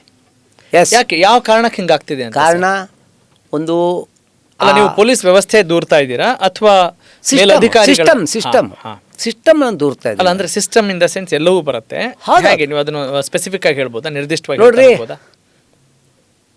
ನಾನು ಹೇಳಲ್ಲ, ನನ್ನ ಸೈಟಲ್ಲಿ ನಾನೊಂದು ಸೈಟಲ್ಲಿ ನಾನು ಮನೆ ಕಟ್ತಾ ಇದ್ದೀನಿ. ಪಕ್ಕದವನು ಬಂದು ನನ್ನ ಗಲಾಟೆ ಮಾಡ್ತಾನೆ. ಇಲ್ಲ, ನೀವು ಅರ್ಧ ಅಡಿ ಇದೆ, ಬೆಂಗಳೂರ್ದಿನೇ ನಾನು ಹೇಳ್ತಿರ್ತೀನಿ, ನೀವು ಅರ್ಧ ಅಡಿ ನನ್ನ ಕಡೆ ಬಂದಿದ್ದೀನಿ ಅಂತ. ನಾನು ಪೊಲೀಸ್ ಸ್ಟೇಷನ್ಗೆ ಹೋಗಿ ಎಲ್ಲ ಡಾಕ್ಯುಮೆಂಟ್ ಎಲ್ಲ ಕೊಟ್ಟು, ನೋಡಿ ಸರ್ ಹಿಂಗೆ ಗಲಾಟೆ ಮಾಡ್ತಾನೆ, ಹೌದಾ? ಅವ್ನು ಏನು ಕೊಡ್ತಾನೆ ನನಗೆ ಎಂಡಾರ್ಸ್ಮೆಂಟ್ ಗೊತ್ತಾ? ಇದು ಸಿವಿಲ್ ಇದಕ್ಕೆ ಬರ್ತೀರಿ, ಸಿವಿಲ್ ಇನ್ ನೇಚರು, ಸಿವಿಲ್ ಮ್ಯಾಟ್ರು. ಆಮೇಲೆ ಆಯ್ತಲ್ಲ, ಇದು ಯಾಕೋ ಸರಿ ಆಗಲ್ಲ ಅಂತೇಳ್ಬಿಟ್ಟು ನಾನು ಅಲ್ಲಿಯ ಲೋಕಲ್ ಒಬ್ಬ ಪುಡಾರಿ ಹಿಡಿದು, ಅಣ್ಣ ಹಿಂಗೆ ಆಗ್ಬಿಟ್ಟಿದ್ದೆ ಅಂತ. ನಾನು ಮಾಡ್ತೀನಿ ಬರ್ರಿ ಸರ್, ನನಗೆ ಗೊತ್ತು, ಬರ್ರಿ ಸರ್ ನಾನೆಲ್ಲ ಮಾಡ್ತೀನಿ. ಏನು ಸರ್ ವಕೀಲರಾಗಿ ನೀವು ಅಷ್ಟು ಗೊತ್ತಾಗಲಿಲ್ವಾ? ಅದೇನಪ್ಪ, ಒಂದು 50,000 ಕೊಡಿ ಸರ್. ಓಕೆ, ಇಟ್ ಈಸ್ ಮೈ 100% ಟ್ರೂತಲ್ಲಿ ನಾನು ಹೇಳ್ತೀನಿ. ನಾನು ಏನು ಹೇಳ್ತೀನಿ ಅದಕ್ಕೆ ನಾನು ಬದ್ಧನಾಗಿದ್ದೀನಿ. ಅವ್ರು ಏನು ಬೇಕಾದ್ರೂ ಹೇಳ್ಬೋದು. ಅದೇ ಸಿವಿಲ್ ಕೇಸನ್ನ ಕ್ರಿಮಿನಲ್ ಕೇಸ್ ಅಂತ ಮಾಡ್ತಾರೆ. ಹೌದಾ? ಕ್ರಿಮಿನಲ್ ನೇಚರ್ ಅಂತ ಮಾಡಿ FIR ಹಾಕ್ತಾರೆ. ಅವನು ಕರೆದು ಅವ್ನು ಜೋರು ಮಾಡಿ ಏಯ್ ಸುಮ್ಮನೆ ಹೋಗ ಅಂತಾರೆ. ಅಂದರೆ ಯಾವುದನ್ನ ಯಾರನ್ನ ದೂರ್ತಾ ಇದ್ದೀರಿ ನೀವು? ಪೊಲೀಸ್ ಸ್ಟೇಷನ್ ಸರಿ ಇಲ್ವಾ, ಪೊಲೀಸ್ ಇಲಾಖೆ ಸರಿ ಇಲ್ಲ ಅಂತ ಏನು ನಿರ್ದಿಷ್ಟವಾಗಿ ಹೇಳ್ಬೋದಾ? ಪೊಲೀಸ್ ಇಲಾಖೆ ವ್ಯವಸ್ಥೆ ಸರಿ ಇಲ್ಲ, ನೇರವಾಗಿ ಹೇಳ್ತೀನಿ. ಏನು ಏನಾಗಿದೆ ಸರ್, ಪೊಲೀಸ್ ಇಲಾಖೆ ಏನಾಗಿದೆ ಅಂತ? ಪ್ರತಿಯೊಬ್ಬರು ಒಂದು ರೀತಿಯ ದಂಧೆಗೆ ಇಳಿದು ಬಿಟ್ಟಿದ್ದಾರೆ. ನಿಮಗೆ ಇದಕ್ಕೆ ಮೂಲ ಹಿಂದಕ್ಕೆ ಹೋಗಬೇಕು. ಒಂಥರ ಈ ಫಿಲಮಲ್ಲಿ ರೀಲ್ನ ಹಿಂದಕ್ಕೆ ಓಡಿಸ್ತಾರಲ್ಲ, ರಿವೈಂಡ್ ಮಾಡ್ಕೊಂಡು ಬನ್ನಿ. ಅಲ್ಲಿಗೆ ಬಂದಂಥ ಸಬ್ ಇನ್ಸ್ಪೆಕ್ಟ್ರು ಸುಮ್ಮನೆ ಬಂದವನ ಯೋಚನೆ ಮಾಡ್ರಿ. ಅಲ್ಲಿ ಅವನು ಆಯ್ಕೆ ಆಗ್ಬೇಕಾರೆ KPSCಲೋ ಎಲ್ಲೋ ಒಂದು ಇದರಲ್ಲಿ ಹಗರಣಗಳು ಎಷ್ಟೊಂದು ಬಂದವು ಹೊರಗಡೆಗೆ, ಕ್ವಶನ್ ಪೇಪರ್ಗಳನ್ನೇ ಇದು ಮಾಡಿ ಬಂದಂಥದ್ದು. ಹೌದಾ ಇಲ್ಲ? ಅಂದರೆ ನೀವು ಪೇಮೆಂಟ್ ಕೊಟ್ಟು ಪೇಮೆಂಟ್ ತಗೊಂಡು ಒಂದು ವ್ಯವಸ್ಥೆಯಲ್ಲಿ ನೀವು ಆ ಸ್ಥಾನಕ್ಕೆ ಬಂದು ಕೂತಿದ್ದೀರಿ. ಅಂದರೆ ನಿಮ್ಮ ಪ್ರಕಾರ ಪೊಲೀಸ್ ಸ್ಟೇಷನ್ ಬಿಸ್ನೆಸ್ ಸೆಂಟರ್ಸಾ? ಹೌದು, I can say it directly. ಏನು ಬೇಕಾದ್ರು ಹೇಳಿ. ಇವತ್ತು ಬೆಂಗಳೂರು ನಗರದಲ್ಲಿ ಸುತ್ತಮುತ್ತ ವಿಲೇಜ್ ಇದು ಬಾರ್ಡ್ರಲ್ಲಿರುವಂಥ ಎಲ್ಲ ಪೊಲೀಸ್ ಸ್ಟೇಷನು ರಿಯಲ್ ಎಸ್ಟೇಟ್ ದಂಧೆಯಲ್ಲಿ 50% ಮುಳುಗಿದ್ದಾರೆ. ನೀವು ಹೋಗಿ ಮಾತಾಡಿದಾಗ ಬೇರೆ, ಇನ್ನೊಬ್ಬ ಬಂದು ಮಾತಾಡಿದಾಗಲೇ ಬೇರೆ ಥರದ ಇದು. ಗಂಡ ಹೆಂಡ್ತಿರ ಜಗಳ ಹೊಡೆದಾಡ್ಕೊಂಡು ಹೋಗಿದ್ದು ಸ್ವಲ್ಪ ಪ್ರಬಲವಾಗಿದ್ದರೆ ಕೂತ್ಕೊಂಡು ಮಾತಾಡಿಸಿ ಏಯ್ ಸೆಟ್ಲ್ ಮಾಡ್ಕೊಳ್ಳಿ ಅಂತಾರೆ. ಇಲ್ಲ ಇಬ್ಬರು ಗಟ್ಟಿಯಾಗಿದ್ದರೆ ತಕ್ಷಣ ಇದು ವೈವಾಹಿಕ ಜೀವನಕ್ಕೆ ಸಂಬಂಧಪಟ್ಟಿದ್ದು, ನೀವು ಫ್ಯಾಮಿಲಿ ಕೋರ್ಟ್ಗೆ ಹೋಗ್ರಿ ಅಂತ ಒಂದು ಆರಾಮಾಗಿ ಬರೆದು ಕೊಟ್ಟು ಕಳಿಸ್ತಾರೆ. ಸಿವಿಲ್ ಇನ್ ನೇಚರ್ ಅಂತ ಬರೆದು ಕಳಿಸ್ತಾರೆ. ಅಂದರೆ ದುಡ್ಡಿರೋರಿಗೆ ದೊಡ್ಡವರಿಗೆ ಮಾತ್ರನಾ ಈ ವ್ಯವಸ್ಥೆ? ಹೌದು, 100% ಹೇಳ್ತೀನಿ ನಾನು. ಇವತ್ತು ರೀ ನಾನು ನಿಮಗೆ ಹೇಳ್ತೀನಿ. ಹಾಗಾದರೆ ಅದ್ಯಾವುದೋ ಆಂಧ್ರದಲ್ಲಿ ಒಬ್ಬನ್ನ ಅರೆಸ್ಟ್ ಮಾಡಿದ್ರು, ಅವನ ಫ್ಯಾನ್ಸ್ಗಳು ಕಾಲು ತುಳಿತಕ್ಕಿದಾಗಿ. ಹೌದಾ? ನೀವು ಅಲ್ಲು ಅರ್ಜುನ್ ಬಗ್ಗೆ ಹೇಳ್ತಾ ಇದ್ದೀರಿ. ಹಾಂ, ಅಲ್ಲು ಅರ್ಜುನ್ ಅಂತ ಇರ್ಬೋದು. ಬೆಂಗಳೂರಿನಲ್ಲಿ ಏನಾಯಿತು? RCBದು ಪ್ರೆಸೆಂಟ್ ಹಾಂ ಆಯಿತು. ರೇವಾ ಪಾರ್ಟಿಗಳು ಅದನ್ನ ಹೇಗೆ ನೋಡ್ತೀರಿ? ಅಲ್ಲ, ಅದನ್ನೇ ಹೇಳಿದ್ದು, ಇಲ್ಲಿ ಪೊಲೀಸ್ ವ್ಯವಸ್ಥೆ ಹೇಗಿದೆ ಅಂತ. ಪೊಲೀಸ್ ವ್ಯವಸ್ಥೆನ ಬೈತಾ ಇದ್ದೀರೋ ಅಥವಾ ನಮ್ಮ ನಾಳುವ ಸರ್ಕಾರದ ನಾಯಕರಿಗೆ ಬೈತಾ ಇದ್ದೀರೋ? ಯಾವುದಕ್ಕೆ ಬೈತಾ ಇದ್ದೀರಿ? ಇಲ್ಲಿ ಈಗ ಒಂದು ಸರ್ಕಾರ ಇದೆ, ಆ ಸರ್ಕಾರ ತೆಗೆದುಕೊಂಡ ದುಡುಕಿನ ನಿರ್ಧಾರಕ್ಕೆ ಇವತ್ತು ನಾವು ಪೊಲೀಸ್ನ ಬೈಬೇಕಾಗುತ್ತೆ. ಆದರೆ ನಾನು ಅದರಲ್ಲಿ ಇನ್ನೊಂದು, ನಾನು ಅಮಾಯಕರೆಲ್ಲ ಸಸ್ಪೆಂಡ್ ಆದ್ರು ಅಂತ ಅನಿಸಿದ್ಯಾ? ಹೌದು, 100%. ನಾನು ಯಾಕೆಂದರೆ ಹೈಕೋರ್ಟಲ್ಲಿ ಅದರಲ್ಲಿ ನಾನು ಒಬ್ಬ ಇಂಟರ್ವ್ಯೂನರ್ ಆಗಿದ್ದೀನಿ. ನಿಮಗೆ ಭಾಳ ಸಿಂಪಲ್ ಇದನ್ನು ಹೇಳ್ತೀನಿ ರೀ. ಯಾಕೆಂದ್ರೆ ಅಲ್ಲಿ ನಾನು ಕೋರ್ಟಲ್ಲಿ ನೀವು ಇದನ್ನು ನೋಡಿದಿರಲ್ಲ, ಹೆಡ್ಲೈನ್ ನೋಡಿದಿರಿ, ಇದಕ್ಕೆಲ್ಲ ಈ ಕಾಲು ತುಳಿತಕ್ಕೆ RCBಯ ಕಾರಣ ಅಂತಿದೆ. ತಾವೇನು ಹೇಳ್ತೀರಿ? RCBಗಿಂತ ಹೆಚ್ಚಿಗೆ ಹೇಳಬೇಕು ಅಂದರೆ ಇಲ್ಲಿ ರಾಜಕೀಯ ಮುಖಂಡರು ತಗೊಂಡ್ರಲ್ಲ ನಿರ್ಧಾರ. ಓಕೆ, ವಿಧಾನಸೌಧ ಮೆಟ್ಟಿಲಲ್ಲಿ ಅವ್ರಿಗೆ ನಾವು ಸನ್ಮಾನ ಮಾಡ್ತೀವಿ. ಏನು ಒಲಿಂಪಿಕಲ್ಲಿ ಗೆದ್ದು ಬಂದಿದ್ರಾ? ಭಾರತ ರತ್ನ ಸಿಕ್ಕಿತ್ತ ಇವ್ರಿಗೆ? It is A game of the finance ರೀ. ಅಲ್ಲಿ ಇವರು ಯಾರೋ ಆಟಗಾರನ ಹರಾಜು ಹಾಕಿದೋ. ಹಿಂದೆ ನೀವು ನೋಡಿರ್ಬೋದು, ಬ್ರಿಟಿಷ್ ಟೈಮಲ್ಲಿ ಆಫ್ರಿಕಾದಿಂದ ಕರ್ಕೊಬಂದು ಸ್ಲೇವ್ಸ್ನ ಹರಾಜು ಹಾಕ್ತಿದ್ರಲ್ಲ, ಅದಕ್ಕೂ ಇದಕ್ಕೂ ಏನು ಡಿಫರೆನ್ಸ್ ಇಲ್ಲ. ಒಬ್ಬೊಬ್ಬ ಆಟಗಾರನ ನೀವು ದುಡ್ಡಿಗೆ ಇದು ಮಾಡಿ ಹರಾಜು ಹಾಕಿ ಇದ್ರೊಳಗಡೆ ಏನೇನಿದೆ ಹೇಳ? ಮ್ಯಾಚ್ ಫಿಕ್ಸಿಂಗ್ ಇದೆ, ಹರಾಜಾಗಿದೆ, ಆಮೇಲೆ ಅಡ್ವರ್ಟೈಸ್ಮೆಂಟ್ ಏಜೆನ್ಸೀಸ್ಗಳಿದೆ, ಫಿಲಮ್ ಡೂಮ್ ಇದೆ, ಇದ್ರ ಹಿಂದೆ ಬೆಟ್ಟಿಂಗ್ ಇದೆ, ಬೆಟ್ಟಿಂಗ್ ಮಾಫಿಯಾ ಇದೆ. ಇದಕ್ಕಿಂತ ಇನ್ನೇನು ಬೇಕು ನಿಮಗೆ ಸರ್? ಹರಾಜಿದೆ, ಅಡ್ವರ್ಟೈಸ್ಮೆಂಟ್ಸ್ ಇದೆ, ಬಿಸ್ನೆಸ್ ಇದೆ, ಅದು ಕಾನೂನು ವಿರೋಧವಾ?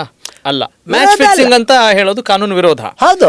ಆದ್ರೆ ಅದಕ್ಕೇನಾದ್ರೂ ಪುರಾವೆ ಇದೆಯಾ? ಅಲ್ಲ, ಪುರಾವೆ ನಾನು ಯಾವುದೂ ಇದು ಮಾಡಕ್ ಹೋಗಲ್ಲ. ಯಾಕೆ ಇದನ್ನ ಹೇಳ್ತಿದ್ದೀನಿ ಅಂದ್ರೆ, ಹಳೆಯ ಇನ್ಸಿಡೆಂಟ್ಗಳದ್ದು ಇವತ್ತು ಎನ್ಕ್ವೈರಿಗಳು ನಡೀತಲ್ವಾ? ಕೇರಳದ ಯಾರೋ ಒಬ್ರು ಶ್ರೀಶಾಂತ್ ಬಂದು ಆಮೇಲೆ ಪುನಃ ಬಂದ್ರಲ್ಲ ಆಟ ಆಡಕ್ಕೆ.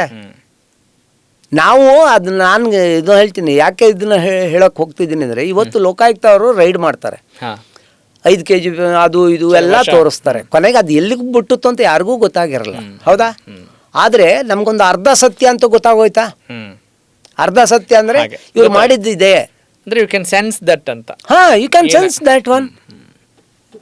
ಆಮೇಲೆ ಇವತ್ತು ಕ್ರಿಕೆಟ್ ಆಗಿ ಏನೋ ಅದಕ್ಕೆ ಸ್ಪೋರ್ಟ್ಸ್ ಮ್ಯಾನ್ ಸ್ಪಿರಿಟ್ ಆಗಿ ಉಳಿದೇ ಇಲ್ಲ ರೀ. ಇಟ್ ಈಸ್ ಅನ್ ಇಂಡಸ್ಟ್ರಿ ಆಗೋಗ್ಬಿಟ್ಟು ಇಟ್ಸ್ ನಥಿಂಗ್ ಬಟ್ ಫೈನಾನ್ಸ್ ಇದು ನಡೆಯೋ ಹಾಗೆ, ಬೆಟ್ಟಿಂಗ್ ದಂಧೆ ನಡೆಯೋ ಹಾಗೆ.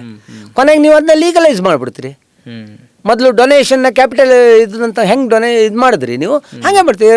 ರೇಸು ಬೆಟ್ಟಿಂಗು ಅದನ್ನು ಲೀಗಲೈಸ್ ಮಾಡಿದ್ರಿ, ಇದನ್ನು ಮಾಡಿಬಿಡ್ರಿ. ಆದರೆ ನನಗೆ ಒಂದು ಬೇಜಾರಿದೆ, ಈ ಜನ ಎಲ್ಲ ಯಂಗ್ಸ್ಟರ್ಸ್ಗಳು. ಯಾಕೆ ನಾನು ಅವತ್ತು ಕೋರ್ಟಲ್ಲಿ ನಾವು ಕೇಸೆಲ್ಲ ಮುಗಿಸಿ ಹೊರಗಡೆ ಬರ್ಬೇಕಾದ್ರೆ ನಮ್ಮ ಕಾರ್ ತೆಗಿಲಿಕ್ಕೆ ರಾತ್ರಿ 8:30 ಆಯಿತು.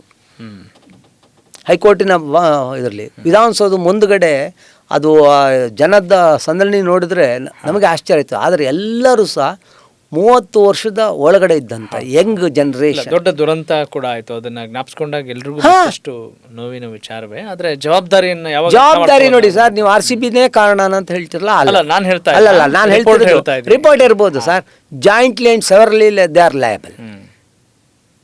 ಏನು ಅಂತದ್ರಿ ಇವರು ಯೋಗ್ಯತೆಗೆ, ಇದೇ ಸರ್ಕಾರದ ಯೋಗ್ಯತೆಗೆ ಪಾಪ ಖೋಖೋ ಆಡಿ ಬಂದಂಥವ್ರು, ನ್ಯಾಷನಲ್ ಲೆವೆಲಲ್ಲಿ ಇದರಲ್ಲಿ ಗೆದ್ದು ಬಂದಂಥವ್ರನ್ನ ಹೋಗಿ ಇದರಿಂದ ಅದು ಏರ್ಪೋರ್ಟಿಂದ ಕರ್ಕೊಬರೋಕ್ಕಾಗಲಿಲ್ಲ. ಅವ್ರು ಯಾರೋ ಚೆಸ್ ಆಡ್ದವನ್ನ ಕರ್ಕೊಬರೋಕ್ಕಾಗಲಿಲ್ಲ. ಒಬ್ಬ ಜಾವ್ಲಿನ್ ಎಸ್ದು ಬಂದವನಿಗೆ ಕರ್ಕೊಬರೋಂಥ ಯೋಗ್ಯತೆ ಇಲ್ಲ ನಿಮಗೆ. ಯಾಕೆಂದರೆ ಇಲ್ಲಿ ತನ್ನ ಮಗನ್ನೋ ಮೊಮ್ಮಗನ್ನೋ ಇವನು ಆಟಗಾರನ ಜೊತೆ ನಿಲ್ಸ್ಕೊಂಡು ಫೋಟೋ ತಗೋಬೇಕು. ಪ್ಲಸ್ ಅವನ ಹೆಂಡತಿ ಫಿಲಮ್ ಆ್ಯಕ್ಟರ್ ಇರ್ತಾಳೆ. ಈ ಸಂಬಂಧಗಳು ಹೇಗೆ ಬರ್ತದೆ ನೋಡಿ. ಫಿಲಮ್ ಇಂಡಸ್ಟ್ರಿನ ಬೈತೀನಿ ಅಂತಲ್ಲ, ಅಂದರೆ ಎಲ್ಲರೂ ಅಲ್ಲಲ್ಲೇ. ಅದಕ್ಕೆ ಹೇಳಿದ್ದು ದೊಡ್ಡವ್ರಿಗಷ್ಟೇ ಕಾನೂನು ಸ್ವಾಮಿ, ದೊಡ್ಡವ್ರಿಗೆ ಬೇರೆ ಕಾನೂನಿದೆ. ಅಲ್ಲ, ಕಾನೂನು ತಜ್ಞರೇ ಹೀಗೆ ಹೇಳಿದರೆ ಮತ್ತೆ ನಾವು ಕಾನೂನು ಯಾಕೆ ಅವಲಂಬಿಸಬೇಕು? ಪೊಲೀಸ್ ಇಲಾಖೆಯನ್ನ ಆಶ್ರಯಿಸಬೇಕು? ಇವತ್ತು ನಾನು ಅದನ್ನು ಹೇಳ್ತೀನಿ. ಯಾಕೆ ನಾನು ಇದನ್ನು ಈ ಡಿಬೇಟ್ ಹೇಳ್ತಾ ಇದ್ದೀನಿ ಅಂತ ಹೇಳಿದ್ರೆ, ಎಸ್ ಅದು ಯಾವ ಥರದಲ್ಲಿ ಎಲ್ಲಿಗೆ ಹೋಗುತ್ತೆ ಅನ್ನೋದು ನಮಗೂ ಗೊತ್ತಿಲ್ಲ. ನಮ್ಗೆ ಒಂದೊಂದು ಸರಿ ನಾವೊಂಥರ ಅದೇ ಹೇಳಿದ್ನಲ್ಲ, ನಾಟಕ ಆಡ್ತಿದ್ವಿ ಅನ್ನೋ ಎಲ್ಲರೂ ಸೇರ್ಕೊಂಡು ಬಹುರೂಪಿ. ಇಲ್ಲ, ನಮ್ಮ ಹಿರಿಯ ಸ್ನೇಹಿತರು ಹೇಳ್ತಾ ಇದ್ರು, ನಾಟಕ ಅಂತ ಹೆಂಗೆ ಹೇಳ್ತೀವಲ್ಲ, ಸುಮ್ಮನೆ ತಮಾಷೆಗೆ ಹೇಳ್ತಿದ್ರು. ನಿಜಕ್ಕೂ ಸುಮ್ಮನೆ ನಾಟಕದವ್ರಿಗೂ ಖುಷಿ ಆಗ್ಬೋದು. ವಾಸ್ತವ ನಾಟಕದವ್ರು ಮಾತ್ರ ಏನಿದೆ ಅದನ್ನಷ್ಟೇ ತೋರಿಸ್ತಾರೆ. ನಾಟಕದವರು ಹೌದು. ಸೀರಿಯಲ್ ಮಾಡೋರು ದೊಡ್ಡದನ್ನ ಸಣ್ಣದಾಗಿ ತೋರಿಸ್ತಾರೆ, ಸಿನಿಮಾ ಮಾಡೋರು ಸಣ್ಣದನ್ನ ದೊಡ್ಡದಾಗಿ ತೋರಿಸ್ತಾರೆ ಅಂತ. ಅಂದ್ರೆ ನಾಟಕದವರು ನೈಜವಾಗಿ ತೋರಿಸ್ತಾರೆ ಅಂತ ತಮಾಷೆ ಹೇಳ. ನಾಟಕದವನ್ಗೆ ನಿಮ್ಗೆ ಹೇಳ್ತೀನಿ, ರೀಟೇಕ್ ಇಲ್ಲ ಅಲ್ಲಿ. ರೀಟೇಕ್ ಇಲ್ಲ, ಅರ್ಥ ಮಾಡಿ. ಅವನು ಒಂದು ಪಾತ್ರದೊಳಗೆ ಹಿ ಇನ್ವಾಲ್ವ್ಸ್. ಹೌದಾ? Just for that matter. ನೀವು ಅದೇ ಫಿಲಮ್ ಅಲ್ಲಾದ್ರೆ ಇನ್ನೊಂದು ಟೇಕು 20 ಟೇಕ್ ತಗೊಂಡು ಅದು ಪುಟ್ಟಣ್ಣನವ್ರ ಕೈಲಿ ಸಿಕ್ಬಿಟ್ಟು ಹೊಡೆದು ಬಿಟ್ಟು ಹಿಂಗೆ ಮಾಡು ಅಂತಿದ್ರು. ಹೌದೌದು. ನಾಟಕದಲ್ಲಿ ಹಾಗಾಗಲ್ಲ. ಇವತ್ತು ನೀವು ಅಲ್ಲೇ ಗುಬ್ಬಿ ಊರಣ್ಣ ಚಿತ್ರಮಂದಿರಕ್ಕೆ ಒಂದ್ಸರಿ ಅವ್ನು ಡೈಲಾಗ್ ಹೇಳಿದ್ರೆ ಅದು ಮುಗಿದೋಯ್ತು. ತಪ್ಪಾಗೋ ಸರಿನಾ? Correct sir, correct. ಈಗ ಮತ್ತಷ್ಟು ಜನಜನಿತ ಆಗಿದೆ ಮತ್ತು ಇದರಲ್ಲಿ ಹತಾಶೆ, ನಿರಾಶೆ ಎಲ್ಲವೂ ಕೂಡ ನಿಮ್ಮ ಮಾತುಗಳಲ್ಲಿ ವ್ಯಕ್ತವಾಗ್ತಾ ಇದೆ. ಹೌದು. ಹಾಗಾಗಿ ಈಗ ನೆಕ್ಸ್ಟ್ ವಾಟ್ ಟು ಡೂ ಅಂತ. ಈಗ ನ್ಯಾಯಾಲಯದ ಹೊರತಾಗಿ ಏನು ನ್ಯಾಯ ಇದೆ? ಈಗ ಕೋರ್ಟ್ ರೂಮಿನ ಹೊರತಾಗಿ ಮತ್ತೆ ಏನು ನ್ಯಾಯ ಏನಿದೆ? ಈಗ ಇದನ್ನು ನೋಡ್ತಾ ಇರೋರಿಗೆ ಅನಿಸುತ್ತೆ, ನಾನು ಎಷ್ಟು ಚೆಕ್ ಬೌನ್ಸ್ ಕೇಸ್ಗಳಿದ್ದಾವೆ, ಆಮೇಲೆ ನಾನು ಎಷ್ಟು ನಿರಪರಾಧಿ ಸ್ಥಾನದಲ್ಲಿದ್ದೇನೆ, ಆದರೆ ಸರಿಯಾದಂಥ ಸಾಕ್ಷಿ ಸಿಗ್ತಾ ಇಲ್ಲ. ಹಾಗನ್ನುವವರಿಗೆ ಪೂರಕವಾಗಿ ಅವರಿಗೆ ನೆಕ್ಸ್ಟ್ ಆ್ಯಕ್ಷನ್ ತೆಗೆದುಕೊಳ್ಳೋ ನಿಟ್ಟಿನಲ್ಲಿ ಏನು ಸಲಹೆ ಕೊಡ್ತೀರಿ? ಅದಕ್ಕೆ ಏನಾಗಿದೆ, ಈಗ ಹೊಸದಾಗಿ ಏನು ಈ ಮೀಡಿಯೇಷನ್ ಅಂತ ಬಂದಿದೆ. ಲೋಕ್ ಅದಾಲತ್ ಅಂತ ಮಾಡ್ತಾ ಇದ್ದಾರೆ. ಈಗ ಮೊನ್ನೆ ನೆಕ್ಸ್ಟ್ ಹೆಂಗ್ ನಡೀತಾ ಇದೆ ಸರ್ ಅದು ಲೋಕ್ ಅದಾಲತ್? ಪರವಾಗಿಲ್ಲ. ಅದರಲ್ಲಿ ಇದ್ದಿದ್ರಲ್ಲಿ ನೋಡಿ, ಒಂದೇ ಸಿಂಪಲ್ ಆಕ್ಚುಲಿ ಹೇಗಿರುತ್ತೆ ಅದರ ವಿವರವಾಗಿ ಒಂದು ಸ್ವಲ್ಪ ಹೇಳ್ಬೋದು. ಲೋಕ್ ಅದಾಲತಲ್ಲಿ ಏನು ಮಾಡ್ತಾರೆ, ಮೀಡಿಯೇಷನ್ನು ಲೋಕ್ ಅದಾಲತಲ್ಲಿ ಕೂತ್ಕೊಂಡು, ಈಗ ನೀವೇ ಹೇಳಿದ್ರಿ, ಒಂದು ಚೆಕ್ ಬೌನ್ಸ್ ತೊಗೊಳ್ಳಿ, ನಾನು ನಿಮಗೆ ಒಂದು 10 ಲಕ್ಷದ್ದು ನೀವು ನನ್ನ ಮೇಲೆ ಹಾಕಿದ್ದೀರಿ, ಆದರೆ ನೀವು ನಿಜವಾಗ್ಲೂ ಕೊಟ್ಟಿರೋದು 5 ಲಕ್ಷ. ನಾನು ಕೊಡೋದು ನನಗೆ ಅರ್ಜೆಂಟ್ ಇತ್ತು, ಬ್ಲ್ಯಾಂಕ್ ಚೆಕ್ ಕೊಟ್ಟಿದ್ದೀನಿ, ಸಿಗ್ನೇಚರ್ ಒಂದು ಹಾಕಿ ಅದು ಬಿಟ್ಟು ಇನ್ನೇನೂ ಬರ್ದಿರೋದಿಲ್ಲ, ಡೇಟು ಹಾಕಿರಲ್ಲ. ಹೌದಾ? ಇದು ಕಾಮನ್ ಟು ಕಾಮನ್, ಎಲ್ಲಿಂದ ಎಲ್ಲರೂ ಬೇಕಾದ್ರೂ ಹೋಗಿ. ಆಮೇಲೆ ಇದ್ರನ್ನ ನೀವು ಅಲ್ಲಿ ಬರ್ಕೊಂಡಿದ್ದು 10 ಲಕ್ಷ, ನೀವು ಯಾರೋ ಲಾಯರ್ ಕೊಟ್ಟು ನಿಮ್ಗೆ ಏನು ಲೆಕ್ಕಾಚಾರ ಹಾಕಿರ್ತೀರಿ, 5 ಲಕ್ಷ ನನಗೆ ಬರಬೇಕು, 10 ಲಕ್ಷ ಬರ್ದು ಹಾಕೋಣ. ಅದು ಇದು ದುಡ್ಡಿಲ್ಲ ಅಂತ ಬರ್ತದೆ, ನೋಟಿಸ್ ಕಳಿಸ್ತೀರಿ, ಆಮೇಲೆ PCR ಫೈಲ್ ಮಾಡ್ತೀರಿ, ಎಲ್ಲ ಆಗುತ್ತೆ. ನನ್ನ ಮೇಲೆ NBW ಬರ್ತದೆ. ಇಲ್ಲ ನಾನು ಹೋಗಿ ನಾನೊಬ್ಬ ವಕೀಲನ ಇರ್ತೀನಿ, ನಾನು ನಮ್ಮ ವಕೀಲನ ಹತ್ರ ಎಲ್ಲ ಗೋಗರ್ಕೊಂಡು ಹೇಳ್ತೀನಿ, ಸರ್ ನಾನು ಅವ್ನು ಚಡ್ಡಿ ದೋಸ್ತು ಸರ್, ಏನೋ ಅರ್ಜೆಂಟ್ ಇತ್ತು, ನಾನು 5 ಲಕ್ಷ ಕೇಳ್ಕೊಂಡೆ, ಅವನು ಅದ್ರದ್ದು ದುರುಪಯೋಗ ತೊಗೊಂಡೋ ಒಳ್ಳೇದಕ್ಕೆ ತೊಗೊಂಡೋ ಗೊತ್ತಿಲ್ಲ, ಅಲ್ಲ ಅವನಿಗೆ ಯಾರೋ ಇನ್ನೊಬ್ಬ ವಕೀಲರು ಹಂಗೆ ಹೇಳಿದಾನೋ ಏನೋ, 5 ಲಕ್ಷ ನಾನು ತೊಗೊಂಡಿದ್ದು ನಿಜ ಸರ್, ನಾನು ಕೊಡಕ್ಕೆ ತಯಾರಿದ್ದೀನಿ ಅಂತ. ಏನಪ್ಪ ಮಾಡ್ತೀವಿ, ಹಿಂಗೇನು ಇದೆಯಲ್ಲ. ಮತ್ತು 10 ಲಕ್ಷಕ್ಕೆ ಬರ್ಕೊಂಡಿದ್ದಾನಲ್ಲ, ಅದು ಖರ್ಚು ವೆಚ್ಚ ಎಲ್ಲ ಸೇರಿಸಿರ್ಬೋದು. ಇಲ್ಲ ಅವನಿಗೆ ಕೇಸ್ ಹಾಕುವಂಥ ವಕೀಲರು ಹೇಳಿರ್ಬೋದು, ಸಲಹೆ ಕೊಟ್ಟಿರ್ಬೋದು. 10 ಲಕ್ಷಕ್ಕೆ ಹಾಕೋ ಕಾಮನ್ ಆಗಿ ಆ ಮಧ್ಯದಲ್ಲಿ 1-2-3 ಸಾರಿ ಇದಾದಾಗ ಮೀಡಿಯೇಷನ್ಗೆ ಏನಾದರೂ ಕೂತು ಮಾತಾಡಿ ಏನೋ ವಕೀಲರುಗಳು ನಿಜವಾಗ್ಲೂ ಈ ಇದರಲ್ಲಿ ವಕೀಲರ ಪಾತ್ರ ಬಹಳ ದೊಡ್ಡದಿರ್ತದೆ. ನಾನು ಹೇಳ್ತೀನಿ, ಸಮಾಜದಲ್ಲಿ ನಾನು ಭಾಳಷ್ಟು ನೋಡಿದ್ದೀನಿ. ಯಾಕೆ ಟ್ರೇಡ್ ಯೂನಿಯನ್ನು ಇಷ್ಟಾಗೂ ನಾನು ನೋಡ್ತಾ ಇರ್ತೀನಿ. ಹೌದು, ಒಬ್ಬ ಇಂಡಸ್ಟ್ರಿಯ ಮಾಲೀಕನಿಗೆ ಅಪಿಯರ್ ಆಗೋ ಲಾಯರು ಸ್ವಲ್ಪ ಮನ್ಸು ಮಾಡಿದರೆ ಆ ಇಂಡಸ್ಟ್ರಿ ಉಳಿಸ್ಬೋದು. ಸ್ಟ್ರೈಕ್ ನಡೀತಾ ಇರ್ತದೆ, ಕರೆಕ್ಟ್. ಅಂಥ ಟೈಮಲ್ಲಿ ಆ ಮಾಲೀಕನಿಗೆ ಅಪಿಯರ್ ಆಗೋ ಲಾಯರು ನಮ್ಮೊಟ್ಟಿಗೆ ನಾವು ಟ್ರೇಡ್ ಯೂನಿಯನ್ ಇಷ್ಟಗಳಿಗೆ ನಾವು ಮಾತಾಡಿಬಿಟ್ಟು, ಸರ್ ಒಂದೇನೋ ಬೋನಸ್ಸು, ಅವ್ರು 10% ಕೇಳ್ತಾರೆ, ಇವರು 5%ಅಲ್ಲಿದ್ದಾರೆ, ಮಧ್ಯದಲ್ಲಿ 7% ಮಾಡಿರಿ, ಅತ್ಲಿಗೆ ಇಂಡಸ್ಟ್ರಿ ನಡೀಲಿ ಅಂತ ಹೇಳಿದರೆ, ಅಂದ್ರೆ this is mediation. That is the mediation. ಅಂದ್ರೆ ಯಾವಾಗ ಸಿಂಪಲ್. ಅಲ್ಲ, ಅದನ್ನೇ ಇದೇ ಇದರಲ್ಲಿ ಲಾಯರ್ ಒಂದು ಸ್ವಲ್ಪ ಒಂದು ಚೂರು ನೋಡೋ ಈಗ ಬಂದಿದೆ ಅಂದ್ರೆ ಮುಂಚೆಯಿಂದನೂ ಇತ್ತಲ್ಲ, ಮುಂಚೆಯಿಂದ ಇತ್ತು, ಈಗ ಅದಕ್ಕೆ ಹೆಚ್ಚಿಗೆ ಒತ್ತು ಕೊಡ್ತಾ ಇದ್ದಾರೆ. ಯಾಕೆ ಅಂತ ಹೇಳಿದ್ರೆ ಈ ಒಂದು ಜನರಲ್ಲಿ ಹತಾಶ ಮನೋಭಾವನೆ, ಏನು ಕೋರ್ಟ್ಗೆ ಬಂದು ನಾ ಅಲಿಬೇಕು. ಎರಡನೇದು ಈ ಡೇಟ್ಗಳು. ಹೌದು, ಇವತ್ತು ಬೆಂಗಳೂರು ಅಂತ ನಗರದಲ್ಲಿ ನಿಮಗೆ ವರ್ಷಕ್ಕೆ 4 ಡೇಟ್ ಸಿಗ್ಬೋದು. ಯಾಕಂದರೆ ಒಂದು ಸಾರಿ ಇವತ್ತು ಕೇಸ್ ಇತ್ತು ಅಂದರೆ ನೆಕ್ಸ್ಟ್ ಡೇಟ್ 3 ತಿಂಗಳಾದಮೇಲೆ ಡೇಟ್ ಕೊಡ್ತಾರೆ. 3 ತಿಂಗಳಿಗಾದರೆ 3-4-12 ಮುಗ್ದ ಹೋಯ್ತು. ಸರ್, ಈಗ ನಿಮ್ಗೆ ಗೊತ್ತಿದೆ, ಈಗ ಸೇಡ್ ತೀರ್ಸ್ಕೊಳ್ಬೇಕು ಅನ್ನೋರು ಯಾರಾದರೂ ಇದ್ರೆ ಮಗನೇ ಕೋರ್ಟ್ ಮೆಟ್ಲು ಹತ್ತಿಸ್ತೀನಿ ಅವಾಗ ಗೊತ್ತಾಗುತ್ತೆ ಅಂತಾರೆ. ಹೌದೌದು. ಅಂದರೆ ಅಷ್ಟು ಡಿಲೇ ಆಗ್ತಾ ಇದೆ. ಹಾಗೆಯೇ ನಿಮ್ಗೆ ಗೊತ್ತಿದೆ, delayed justice is denied justice ಅಂತ. ಹೌದು, ಯಾಕಂದ್ರೆ ನೀವು ಲೇಟಾಗಿ ಕೊಟ್ಟರೆ ಊಟಕ್ಕಿಲ್ದು ಉಪ್ಪಿನಕಾಯಿ ಹೌದು ಏನಕ್ಕೆ ಉಪಯೋಗ ಆಗುತ್ತೆ? ಕರೆಕ್ಟ್, ಎಕ್ಸಾಕ್ಟ್ಲಿ ವಾಟ್ ಈಸ್ ಇದು ಆಡು ಭಾಷೆಯಲ್ಲಿ ನಾವು ಕೆಟ್ಟದಾಗಿ ಬಳಸ್ತೀವಿ. ಹೌದು, ಬಳಸ್ತೀವಿ. ಆದರೆ ಏನು ಉಪಯೋಗ ಅಂತ ಹೇಳೋದು ಬರ್ತದೆ. ಆದರೂ ಕೊನೆಯ ಅಸ್ತ್ರವಾಗಿ ಒಬ್ಬ ವ್ಯಕ್ತಿ ಈ ಇದರಲ್ಲಿ ನ್ಯಾಯಾಲಯದ ಬಾಗಲು ತಟ್ಟೋದು ಅಲ್ಲೊಂದಷ್ಟು ನಂಬಿಕೆ ಇಟ್ಟಿದ್ದಾನೆ ಅಂತ. Correct sir. ಈಗ ವಿಧಾನಸೌಧದಲ್ಲಿ ಏನೋ ಪೆಂಡಿಂಗ್ ಇದೆ, ಕೇಸ್ಗಳು ಎಷ್ಟು ಪೆಂಡಿಂಗ್ ಇದೆ, ಎಷ್ಟು ಡಿಲೇ ಆಗುತ್ತೆ. ಹೌದೌದು ಅಲ್ವಾ ಸರ್? ಹೀಗಿರುವಾಗ ಆಮೇಲೆ ಎಷ್ಟು ಈಗ ಸಾರ್ವಜನಿಕ ಹಿತಾಸಕ್ತಿ ಅಂತ ಹೇಳ್ಕೊಂಡು ಕೆಲವೊಂದು ಸುಮ್ಮನೆ ಪ್ರತಿಷ್ಠೆಗೋಸ್ಕರ ಹಾಕ್ತಿರ್ತಾರೆ, ಫ್ಯಾನ್ಸಿ ಲಿಟಿಗೇಷನ್. ಎಕ್ಸಾಕ್ಟ್ಲಿ. ಸೊ ಹಿಂಗಿರುವಾಗ ಆಮೇಲೆ ಅವ್ರಿಗೆ ಹಾಕೋ ದಂಡದ ಪ್ರಮಾಣ ಕೂಡ ಬಹಳ ಕಡಿಮೆ ಮೊತ್ತದಿರುತ್ತೆ. ಎಲ್ಲೋ ದಂಡದ ಪ್ರಮಾಣವನ್ನು ಜಾಸ್ತಿ ಮಾಡಿದ್ರೆ ಇಂತಹ ಪ್ರಕರಣಗಳನ್ನ ಅಥವಾ ಕೋರ್ಟ್ ಸಮಯವನ್ನ ವ್ಯರ್ಥ ಮಾಡೋದನ್ನ ಏನಾದ್ರೂ ಉಳಿಸಬಹುದು. 100%. ಅದಕ್ಕೆ ಹೆಂಗೆ, ಅದಕ್ಕೆ ಏನು ಆಕ್ಷನ್ ತೆಗೆದುಕೊಳ್ಬೇಕಾಗಿದೆ?